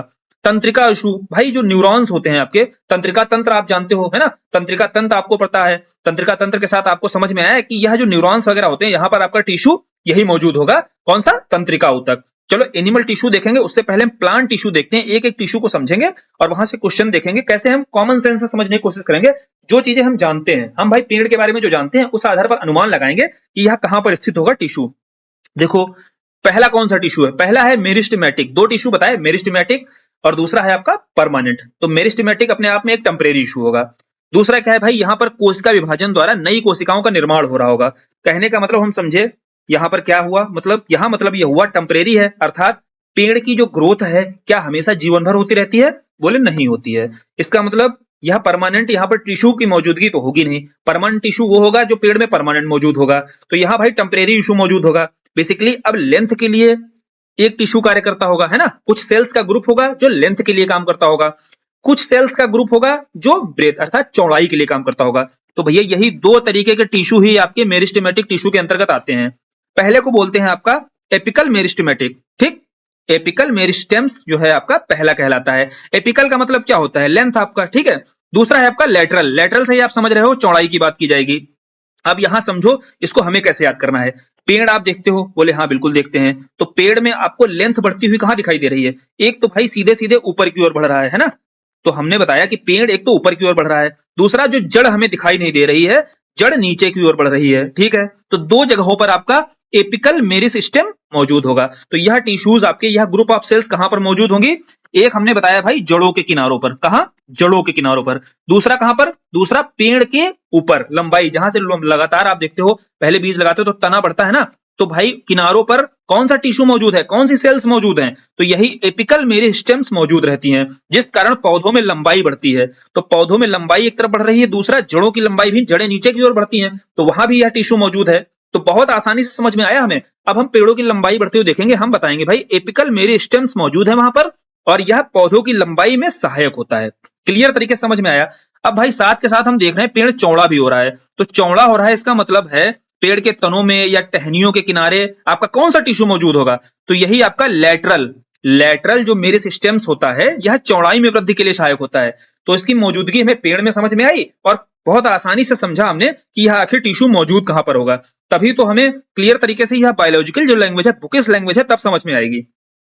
दूसरा है भाई स्थायी ऊतक। अब परमानेंट टिश्यू कौन था? यह दोनों है अपने टेम्परेरी, क्योंकि चौड़ाई एक समय तक ही बढ़ती है, लंबाई भी पेड़ की एक समय तक बढ़ती है, इसीलिए इन्हें परमानेंट टिश्यू में नहीं रखा गया। अब समझे इन्हें परमानेंट टिश्यू में क्यों नहीं रखते हैं। अब परमानेंट टिश्यू के अंतर्गत फिर कौन से होंगे? देखो पेड़ हमारा है ना, बोले हाँ, यह हमें भोजन कब तक देता है? बोले जब तक जिंदा रहता है जीवन भर भोजन देता है।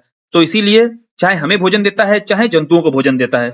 तो इसीलिए जो परमानेंट टिश्यू है वह एक तो भोजन निर्माण का काम करेगा, पहला कॉमन सेंस लगाकर समझा।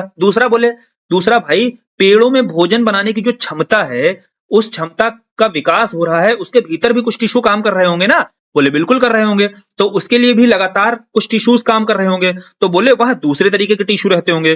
तो दो तरीके के टिश्यू हमें नजर आए परमानेंट टिश्यू के अंतर्गत, जिसमें पहला है आपका सिंपल टिश्यू, दूसरा है कॉम्प्लेक्स टिश्यू। आपके एग्जाम में जो क्वेश्चंस रहते हैं सबसे ज्यादा कॉम्प्लेक्स टिश्यू से पूछे जाते हैं। अभी देखेंगे हम सिंपल टिश्यू क्या है, आसान भाषा में समझो। सिंपल टिश्यू का मतलब होता है जो भोजन निर्माण का काम कर रहे हैं। क्या मतलब है भाई? भोजन निर्माण का काम कर रहे हैं वह आपके कहलाते हैं सिंपल टिश्यू। और यह तीन तरीके के होते हैं आपके, पैरेन्काइमा, कोलेन्काइमा और स्केलेन्काइमा। देखो पौधे क्या है आपके जीवन भर, देखो यांत्रिकी रूप से, यांत्रिक का मतलब क्या है, यांत्रिक सहारा का यहाँ मतलब क्या है? यांत्रिक सहारा का मतलब है पौधे इन ऊतकों के माध्यम से क्या है सीधे खड़े रहते हैं जीवन भर, है ना? जब तक जिंदा रहते हैं एकदम सीधे खड़े रहते हैं, तने हुए खड़े रहते हैं। तो उसका कारण क्या है? उसका कारण यही कोलेन्काइमा रहता है, ठीक है? तो जो आपका पैरेन्काइमा है, कोलेन्काइमा है और स्केलेन्काइमा है, यहां से क्वेश्चन ज्यादा नहीं बनते हैं, लेकिन हमें यह समझ में आया ये सारे सिंपल टिश्यू के एक प्रकार हैं। और यह एक तो भोजन निर्माण का काम कर रहे हैं। और भोजन निर्माण कहाँ हो रहा है भैया? भोजन निर्माण किया जा रहा है पत्तियों में, मौजूद है क्लोरोफिल, इसी कारण वहां पर होता है भोजन निर्माण। लेकिन जो टिश्यूज हैं आपके बहुत सिंपल टिश्यूज हैं, और सिंपल टिश्यूज के साथ साथ वह भोजन निर्माण के साथ साथ भोजन को सीधा खड़ा रखने में, अर्थात उसे यांत्रिक सहारा देने में, बुकिश लैंग्वेज की भाषा में समझा जाए तो इसके लिए जिम्मेदार होते हैं आपके यह सिंपल टिश्यू। बहुत ज्यादा क्वेश्चन नहीं होते हैं, बहुत आसान भाषा में चीजें बताई गई और इससे बाहर आपसे पूछता नहीं है, यही घुमा फिरा कर पूछता रहता है। दूसरा भाई कॉम्प्लेक्स टिश्यू। जब हमने संवहनी ऊतक पढ़ाया था पीछे, बताया था ना कि एक ब्रीफ में नॉलेज दिया था कि संवहनी ऊतक समझ लो भाई दो तरीके के होते हैं, जाइलम और फ्लोएम। यहां हम टिश्यू के अंतर्गत समझ रहे हैं। जब हमने परमानेंट टिश्यू समझे तो वहां देखा कि कॉम्प्लेक्स टिश्यू के अंतर्गत यह दो इसके भाग होते हैं, एक होता है अपना जाइलम, एक होता है फ्लोएम। एक तो यह परमानेंट है क्योंकि भाई जब तक जीवन है तब तक यह दोनों टिश्यू हैं, दोनों आपके कॉम्प्लेक्स टिश्यू रखे जाते हैं। अब यह काम क्या करते हैं? भोजन निर्माण तो हो गया, अब जड़ों से आपका जल और खनिज लवण, यह दोनों, आप पेड़ लगाते हो पानी देते हो उसको, साथ ही कुछ खनिज लवण भी मौजूद होता है। अब जड़ से भाई ऊपर जहां भोजन बन रहा है पत्तियों पास, पत्तियों तक यह जल और खनिज लवण कौन ले जाएगा? बोले यही तो जाइलम है जो जीवन भर ले जाता रहता है, ठीक है? तो जाइलम जो है जड़ों से ऊपर भोजन ले जाता रहता है पत्तियों तक। अब पत्तियां भोजन बनाती हैं, पत्तियों के द्वारा भोजन बनाया गया। अब उसमें से कुछ भोजन भाई जड़ों को भी तो चाहिए, जड़ों तक चाहिए या नीचे तने तक पहुंचाना है, तो यह काम किसके द्वारा किया जाता है? बोले यह काम किया जाता है फ्लोएम के द्वारा। तो इन दो टिश्यूज का हमें आसान भाषा में समझ में आया कि पेड़ हमने लगा दिया भाई। अब परमानेंट टिश्यू है आपका तो परमानेंट जीवन भर काम कर रहा होगा, जीवन भर काम कर रहा होगा, तो दो तरीके का टिश्यू आपका कॉम्प्लेक्स टिश्यू के अंतर्गत आता है परमानेंट के भीतर ही, एक जाइलम दूसरा फ्लोएम। अब जाइलम का काम क्या होता है, इसे याद कैसे रखेंगे? देखो जा से आपका होता है जाइलम और जा से ही होता है आपका जल। कहने का मतलब है जल जो है आपका जड़ों से ऊपर पत्तियों तक कौन ले जाता है? बोले जा से जाइलम, जा से जल। और एक अगर जाइलम याद कर लिया तो फ्लोएम तो अपने हाथ याद हो जाएगा भाई। एक काम कर रहा है जड़ों से ऊपर ले जाना, दूसरा काम कर रहा है ऊपर से नीचे जड़ों तक लाना भोजन, ठीक, तैयार भोजन को।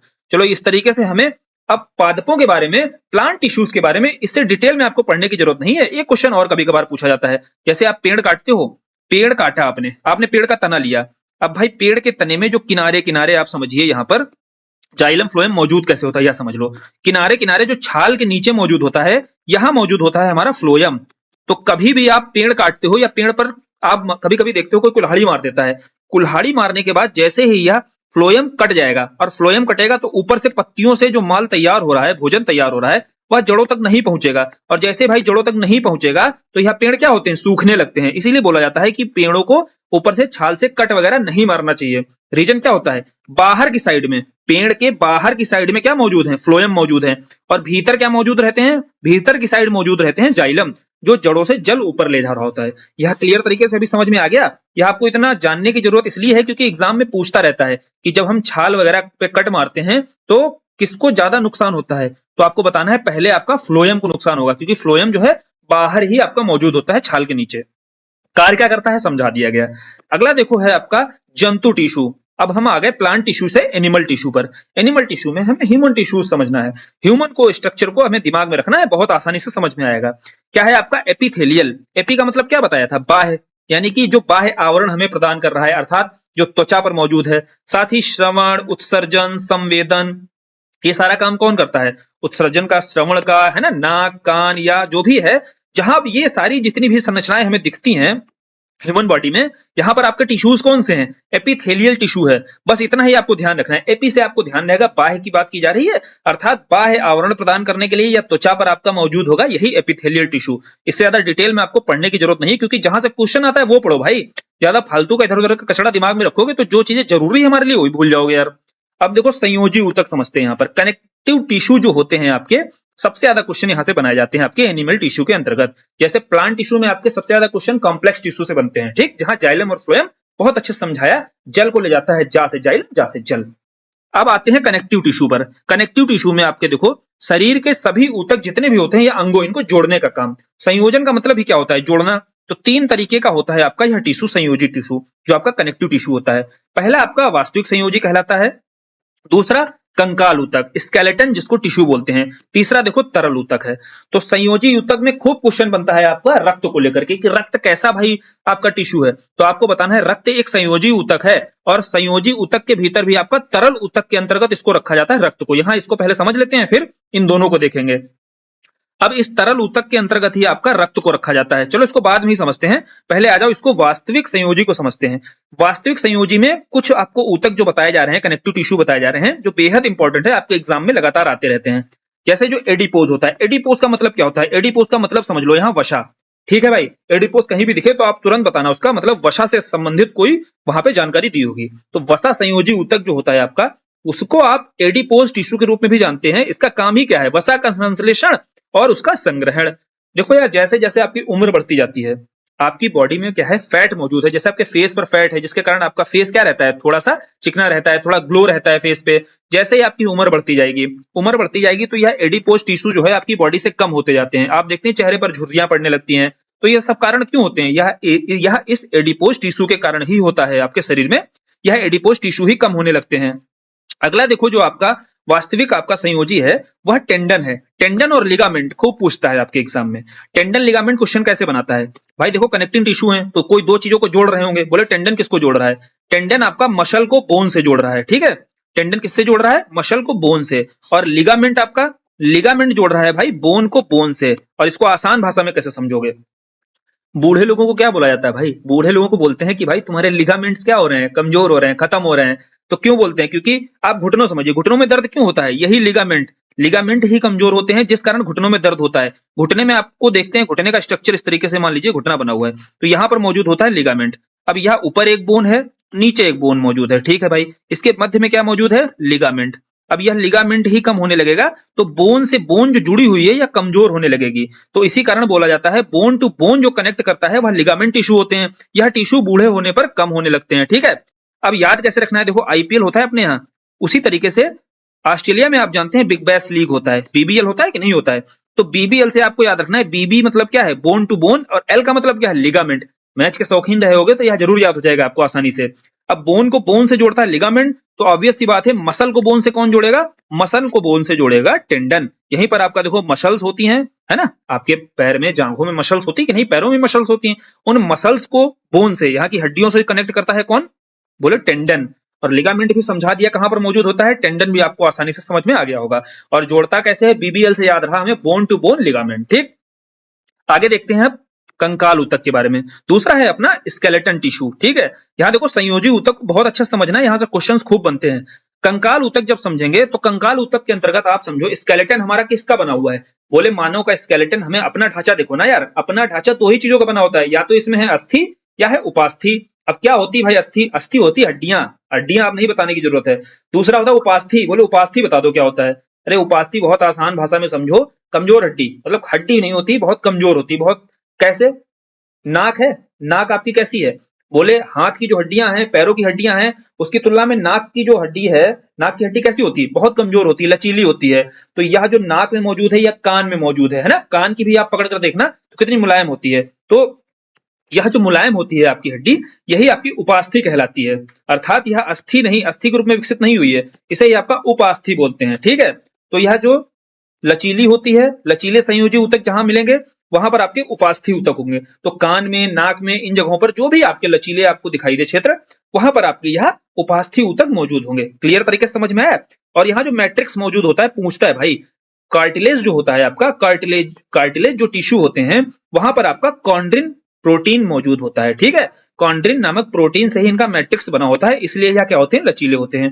वहीं अस्थियों में इतने मजबूत संयोजी ऊतक मौजूद होते हैं, बोले क्यों, वहां पर ओसिन नामक प्रोटीन होता है। ठीक, दोनों क्वेश्चन आपके एग्जाम में आते हैं, अपने को याद रखना है, अपने को इनको याद भी तो रखना है। देखो कार्टिलेज में आपका चाहे नाक हो गया, कान हो गया, यहाँ पर क्या है, यहाँ पर कॉन्ड्रिन है, तो का से आपका हो गया कार्टिलेज, का से हो गया आपका कॉन्ड्रिन। ठीक, अब नहीं कुछ कॉन्ड्रिन तो आपको याद आ रहा है, कान में क्या है आपका, बोले कान में है भाई कार्टिलेज, कान में आपके अस्थि थोड़ी है, उपास्थि है, कान में कार्टिलेज है आपका, तो कान से ही आपका कॉन्ड्रिन। कान में ही कौन सा प्रोटीन आपका, समझ में आया यहाँ से, किस प्रोटीन से बना हुआ है आपका कार्टिलेज, कान का कॉन्ड्रिन प्रोटीन से। अब जब आपको कॉन्ड्रिन याद हो गया तो आपने ओशन तो याद ही कर लिया, बाकी ओशन से आपने हड्डियों को भी, अस्थि को भी कनेक्ट कर सकते हो आप, है ना। बहुत डिटेल से पीछे समझाया भी गया है, पूरा बताया गया था कि आखिर ऑस्टियोपोरोसिस बोलते हैं जो हड्डियों से संबंधित, तो आप टर्म्स को भी कनेक्ट किया करो कि अस्थियों से संबंधित ऑस्टियोपोरोसिस हम पीछे पढ़ चुके हैं, वहां से हम ओशन को कनेक्ट कर लेंगे। अस्थि ऊतक के लिए कौन सा प्रोटीन जिम्मेदार है, ओशन, और आपका उपास्थि के लिए तो कार्टिलेज का आपका का से कनेक्ट किया किसको, कॉन्ड्रिन को, या कान से, कान की उपास्थियों से कनेक्ट कर लो भाई कॉन्ड्रिन को। तो कितने तो तरीके हैं, कैसे भी आपको याद रखना है इसको बस। तरल ऊतक आपका कौन सा है, यहां थोड़ा सा और समझ लेते हैं। यहां आपने देखो एक बोन ली, यह बोन पकड़ी, बोन तो सभी ने देखी होगी, आप अगर मांसाहारी हैं तो आपने खाई भी होगी बढ़िया से एकदम चिकन दबा के। अब देखो इसमें क्या होता है, आपने सुना होगा कि बोन मैरो के बारे में खूब पढ़ा होगा, बोन मैरो होता क्या है। अब यह आपने पीछे जो समझा एडिपोज टिश्यू समझा, एडिपोज टिश्यू क्या होता है, वसा का संश्लेषण वगैरह जो करते हैं या वसा का संग्रहण। तो आप जो हड्डी लोगे या हड्डी आपने ली, हड्डी के भीतर आपका जो भरा होता है वसा, यही आपके एडिपोज टिश्यू जो होते हैं अंदर भरे रहते हैं हड्डी के भीतर, इसी को बोला जाता है बोन मैरो। ठीक, समझ में आया, बोन मैरो बोलते किसको हैं, जिसको हिंदी में अस्थि मज्जा बोलते हैं, अस्थि की मज्जा जो होती है, तो इसके भीतर जो आपका वसा भरा होता है उसे बोला जाता है अस्थि मज्जा। आसान भाषा में समझो, हड्डियों के किनारे किनारे आपका लाल अस्थि मज्जा होता है, अर्थात रेड बोन मैरो जिसे बोलते हैं। तो किनारे किनारे आपका मौजूद है लाल अस्थि मज्जा, और मध्य में ही आपका हड्डियों के बीच में दिख रहा होगा येलो बोन मैरो, अर्थात पीली अस्थि मज्जा।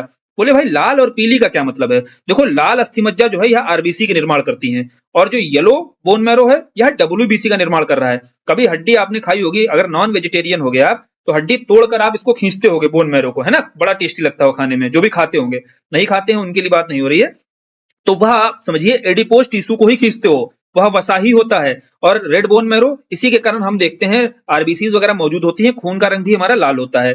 और डब्ल्यूबीसी हम जानते हैं एंटीबॉडीज जो होती हैं वहां पर डब्ल्यूबीसी काम करती हैं। तो हड्डी के भीतर की संरचना अब आसानी से समझ में आ गई होगी, कभी हड्डी लेना कोई मिल जाए आपको तोड़ कर देखना, यही सब मौजूद होगा। किनारे किनारे हड्डी के आपको दिख जाएगी रेड बोन मैरो, और बीच में आपको दिखेगी डब्ल्यूबीसी, है ना, येलो बोन मैरो जिसको बोलते हैं। चलो आगे बढ़ते हैं, तो आगे अब हम रक्त के बारे में थोड़ा सा देख लेते हैं। ब्लड जो होता है, ब्लड में देखो 55% जो है हमारा प्लाज्मा है, प्लाज्मा कुछ नहीं है, पानी है, 92% इसमें क्या होता है, पानी होता है। बाकी जो हमारे शरीर में एंटीबॉडीज बनती हैं वह भी मौजूद होती हैं कहाँ, प्लाज्मा में। फिर बचा 45%, वहां पर आपका देखो आरबीसी भी है, डब्ल्यूबीसी भी, प्लेटलेट्स है। इसको आसान भाषा में कैसे, कहीं पर आपको कट लगता है, कट लगने के बाद आपका खून आता है, सबसे पहले खून निकलता है, तो क्या आ रहा है भाई, आरबीसी निकल रही है। आरबीसी के बाद धीरे धीरे खून बंद हो जाता है और वहां पर पानी सा कुछ आता होगा, वाटर सा आपको दिखाई देता होगा, आने लगता होगा, वैसे ही क्या करता है, खून निकलना बंद हो जाता है, तो डब्ल्यूबीसी एक्टिव हो जाती हैं। या आप समझिए प्लाज्मा में जो एंटीबॉडीज होती हैं वो एक्टिव होती हैं धीरे धीरे, जैसे वो एक्टिव होंगे तो खून का बहाव क्या करेंगे, कम करेंगे, और बाकी रक्त का थक्का क्यों बनता है ये आगे समझेंगे बहुत अच्छे से। तो यहां समझ में आया आरबीसी डब्ल्यूबीसी का महत्व समझ में आया। प्लेटलेट्स, जब डेंगू वगैरह आप देखते होंगे तो आपने खूब सुना होगा कि डेंगू वगैरह जब आप होता है इंसान को तो उसकी प्लेटलेट्स क्या होती है, बहुत डाउन चली जाती हैं, ठीक है, फिर उसको ब्लड चलाया जाता है, बेसिकली ब्लड का प्लेटलेट्स चलाई जाती हैं। चलो यहाँ ब्लड को हमने समझा, ब्लड अपने आप में क्या है, तरल ऊतक है, और यह अपने आप में संयोजी ऊतक होता है। संयोजी ऊतक के साथ साथ प्लाज्मा भी समझ लीजिए, आरबीसी समझ ली, डब्ल्यूबीसी समझ ली। आगे बढ़ते हैं तो अब हम पेशी ऊतक पर आते हैं। पेशी जो मसल्स होती हैं, मस्कुलर टिश्यू बोलते हैं जिन्हें, जैसे मस्कुलर टिश्यू को समझना है तो यह गतिशीलता, शरीर में जितनी भी गतिशीलता हो रही है, संकुचनशीलता। संकुचनशीलता कैसे, जो हार्ट में आपके टिश्यूज हैं, हार्ट में आपके मसल्स हैं, मसल्स में टिश्यूज जो मौजूद हैं वह हार्ट का देखो संकुचन भी करते हैं। और गतिशीलता, जैसे हाथों में आपके मान के चलिए जब भी आप जिम वगैरह जाते हो तो मसल्स आपकी बनती हैं, और उन मसल्स में आप समझिए मोबिलिटी जो भी होती है वह सारी की सारी किस कारण होती है, इन टिश्यूज के कारण ही होती है, जो मस्कुलर टिश्यूज होते हैं। यह देखो 3 तरीके के होते हैं, यहां समझा दे रहा हूं, ज्यादा एग्जाम में क्वेश्चंस आपके नहीं आते हैं, बेहद आसान है इसको समझना। मस्कुलर टिश्यू देखो 3 होते हैं आपके, एक रेखित होते हैं, अरेखित होते हैं, तीसरा हृदय पेशी होते हैं। रेखित मतलब देखो ये टिश्यू जो होते हैं रेखी फॉर्म में होंगे, सीधी संरचना इनकी रेखित होगी, इसीलिए इनका नाम रेखित पड़ गया होगा। और यह ऐच्छिक होते हैं। ऐच्छिक का मतलब समझ लो, ऐच्छिक होता है जैसे जो आपकी इच्छा के अनुसार काम करे। जैसे आप अगर हाथ चलाते हो, ठीक है, और बॉडी बनाने के लिए क्या करते हो, हाथ दिखाते हो। अब हाथ जैसे ही चलाते हो अर्थात आप अपनी इच्छा के अनुसार उसे मूवमेंट दे रहे हो, ठीक है। तो आप जितने भी मूवमेंट कर रहे हो अपनी इच्छा के अनुसार कर रहे हो। तो जितने मसल्स हैं जिन पर हमारा कंट्रोल होता है वह आपकी ऐच्छिक होती हैं। समझ में आया। दूसरा अनैच्छिक, बोले बहुत सारी मसल्स हैं हमारी, जैसे बॉडी के अंदर आप समझिए लीवर जो काम कर रहा है, किडनी हमारी जो काम कर रही है फिल्टर का, हार्ट हमारा, हार्ट देखो अलग से पढ़ते हैं हम, हार्ट को अलग से पढ़ने की जरूरत नहीं, या समझिए यह भी अनैच्छिक के अंतर्गत ही आता है, ठीक है। तो हार्ट जो है आपका, हार्ट में मौजूद जितनी मसल्स हैं या जितनी भी किडनी हो गया, लंग्स हो गया, ये सब अपने हाथ क्या कर रहे हैं, काम कर रहे हैं। इन पर आपका कंट्रोल नहीं है, यह करते रहेंगे काम, है ना। ये जो पेशियां, ये आपके जो टिश्यूज हैं, यह अपना वर्क करते रहते हैं। तो ये सारे के सारे अनैच्छिक हैं, जो हमारी इच्छा पर, जो जिन पर हमारी इच्छाओं का कंट्रोल नहीं होता है, ठीक है। पहले कौन से ऐच्छिक है, जिनके कारण जो है हमारी इच्छाओं पर ही निर्भर करते हैं, जिन्हें हम जब चाहेंगे तब मूवमेंट करेंगे, जब चाहेंगे नहीं करेंगे। भाई हमें बॉडी जब दिखानी होगी तुम्हें दिखाएंगे, नहीं दिखानी होगी नहीं दिखाएंगे, ठीक। चलो यह तीनों तरीके के आपके टिश्यूज समझ में आ गए। और यहाँ प्रश्न क्या बनता है, प्रश्न एक और बनता है गति को लेकर और संकुचन को लेकर। देखो भाई, मूवमेंट के लिए जिम्मेदार होता है myosin, M stand for movement and also M stand for myosin, ठीक। यहां से कुछ नहीं तो थोड़ा बहुत तो आप कनेक्ट कर पाओगे अगर ऑप्शंस में आपके मायोसिन दिया होगा। बेसिकली मायोसिन एक्टिन यही पूछता है, कंफ्यूज यहीं से करता है, क्योंकि गति के लिए जिम्मेदार होता है मायोसिन और संकुचन के लिए जिम्मेदार होता है एक्टिन, ठीक। दोनों आपको प्रोटीन यह याद रखने हैं, यह दोनों जिम्मेदार होते हैं मस्कुलर टिश्यू में। मूवमेंट के लिए आपका myosin, M stand for movement and also M stand for myosin. संकुचन के लिए आपका एक्टिन हो जाएगा, ठीक। अब यहाँ एक प्रश्न और बनता है, यहाँ प्रश्न क्या है, सबसे मजबूत बताओ यार मसल कौन सी होती है हमारे शरीर में। बोले सबसे मजबूत हमने तो पढ़ी थी जबड़े की जो आपकी मसल होती है, यह सबसे मजबूत मसल होती है। फिर लास्ट था तंत्रिका ऊतक, जो न्यूरल आपको टिश्यू बोलते हैं जिसको। देखो न्यूरॉन कहां पर होता है, आपने ह्यूमन स्ट्रक्चर देखा है, ठीक है, यहां समझ लेते हैं थोड़ा सा। ह्यूमन स्ट्रक्चर देखा हमने, पीछे आपका जो नर्वस सिस्टम होता है, नर्वस सिस्टम आप जानते हैं, यह जो आपकी मेरुदंड है, मेरुदंड से लेकर ब्रेन तक, यहां मेरुदंड से लेकर ब्रेन तक, बैक साइड समझने की कोशिश करना है। यहां पर आपका मौजूद है पूरा का पूरा न्यूरल टिश्यू, अर्थात जो यहाँ की फंडामेंटल बेसिक इकाई होती है उसे न्यूरॉन बोलते हैं। क्या बोलते हैं, न्यूरॉन। तो ब्रेन में भी आप जानते हैं 90% क्या मौजूद है, इसकी जो बेसिक फंडामेंटल इकाई है वह न्यूरॉन ही है। तो आप समझिए यहाँ पर मेरुदंड से लेकर के ब्रेन तक क्या मौजूद है, न्यूरॉन मौजूद है। न्यूरॉन से ही यहीं पर मौजूद है आपके न्यूरल टिश्यू। तो यह क्लियर तरीके से ह्यूमन में समझ में आया कि तंत्रिका ऊतक कहां पर मौजूद है। यह काम क्या करते हैं, संवेदनाओं को शरीर के एक भाग से दूसरे भाग में भेजना। भाई एग्जाम्पल से समझो इसको, ज्यादा आसान है। जैसे आपको चोट लगती है पैर पर, बोले भाई हमें पैर पर चोट लगी, हमें मस्तिष्क तक कैसे पता चला, बोले पैर पर चोट लगी, यह न्यूरॉन्स एक्टिव हुए, न्यूरॉन्स एक्टिव हुए, ब्रेन तक इन्होंने इंफॉर्मेशन दी, और ब्रेन तक पहले इन्होंने यहां से इंफॉर्मेशन उठाई और वह ब्रेन तक पहुंचाई। तो शरीर के एक भाग से दूसरे भाग तक भेज रहे हैं, और काम कौन कर रहा है, ये जो तंत्रिका ऊतक है आपके न्यूरल टिश्यू है जो, है ना, जो यहाँ पर मौजूद क्या है, न्यूरॉन। इस कारण से आपके शरीर मस्तिष्क तक यह जानकारी भाई हो तो पाती है कि कैसे भाई कहां पर हमें चोट लगी, फिर हमें पता चलता है भाई हमारे पैर में चोट लगी है, ठीक। तो आप समझ में आया कि एग्जाम्पल से कि कैसे यह कार्य करते हैं, और मस्तिष्क से मेरुरज्जु तक यह मौजूद होते हैं। तो आप बताओ यार, अब आपका सेल डिवीजन बताना, इसके बाद क्या अच्छे से क्लियर हुआ आपका। जितने क्वेश्चन आप उठाकर देख लेना पीवाईक्यू में, इससे बाहर आपके एक भी क्वेश्चन नहीं जाएंगे। और टिश्यू, टिश्यू जैसी चीजें आपको क्लियर ही नहीं रहती कि क्या होता है टिश्यू, आखिर एग्जाम में क्वेश्चन कैसे आते हैं। इसके बाद आपको बाहर इससे ज्यादा पढ़ने की जरूरत नहीं है, टिश्यू संबंधित अब क्वेश्चन सारे हो जाएंगे। और यह बहुत सिलेक्टिव आपको मटेरियल दिया जा रहा है, शुरू में ही समझाया कि भाई सिलेक्टिव मटेरियल का आखिर अप्रोच क्या होना चाहिए। कोई भी जो भी आपको पढ़ा रहा है, जो भी मेंटर्स हैं आपके, बेसिकली यही अप्रोच के साथ आपको सिलेक्टिव मटेरियल देना चाहिए। तो वही कोशिश हमारी भी है। अगर आपको कोशिश पसंद आ रही है तो चैनल को लाइक कर दिया करो, और अपने दोस्तों में सब्सक्राइब जरूर करा दिया करो। मतलब क्या है, शेयर कर दिया करो, उन्हें पसंद आएगा तो खुद ही सब्सक्राइब कर लेंगे। चलिए आज का वीडियो ही खत्म करते हैं, और टेलीग्राम चैनल से जाकर यह पीडीएफ आप डाउनलोड कर लीजिएगा। धन्यवाद।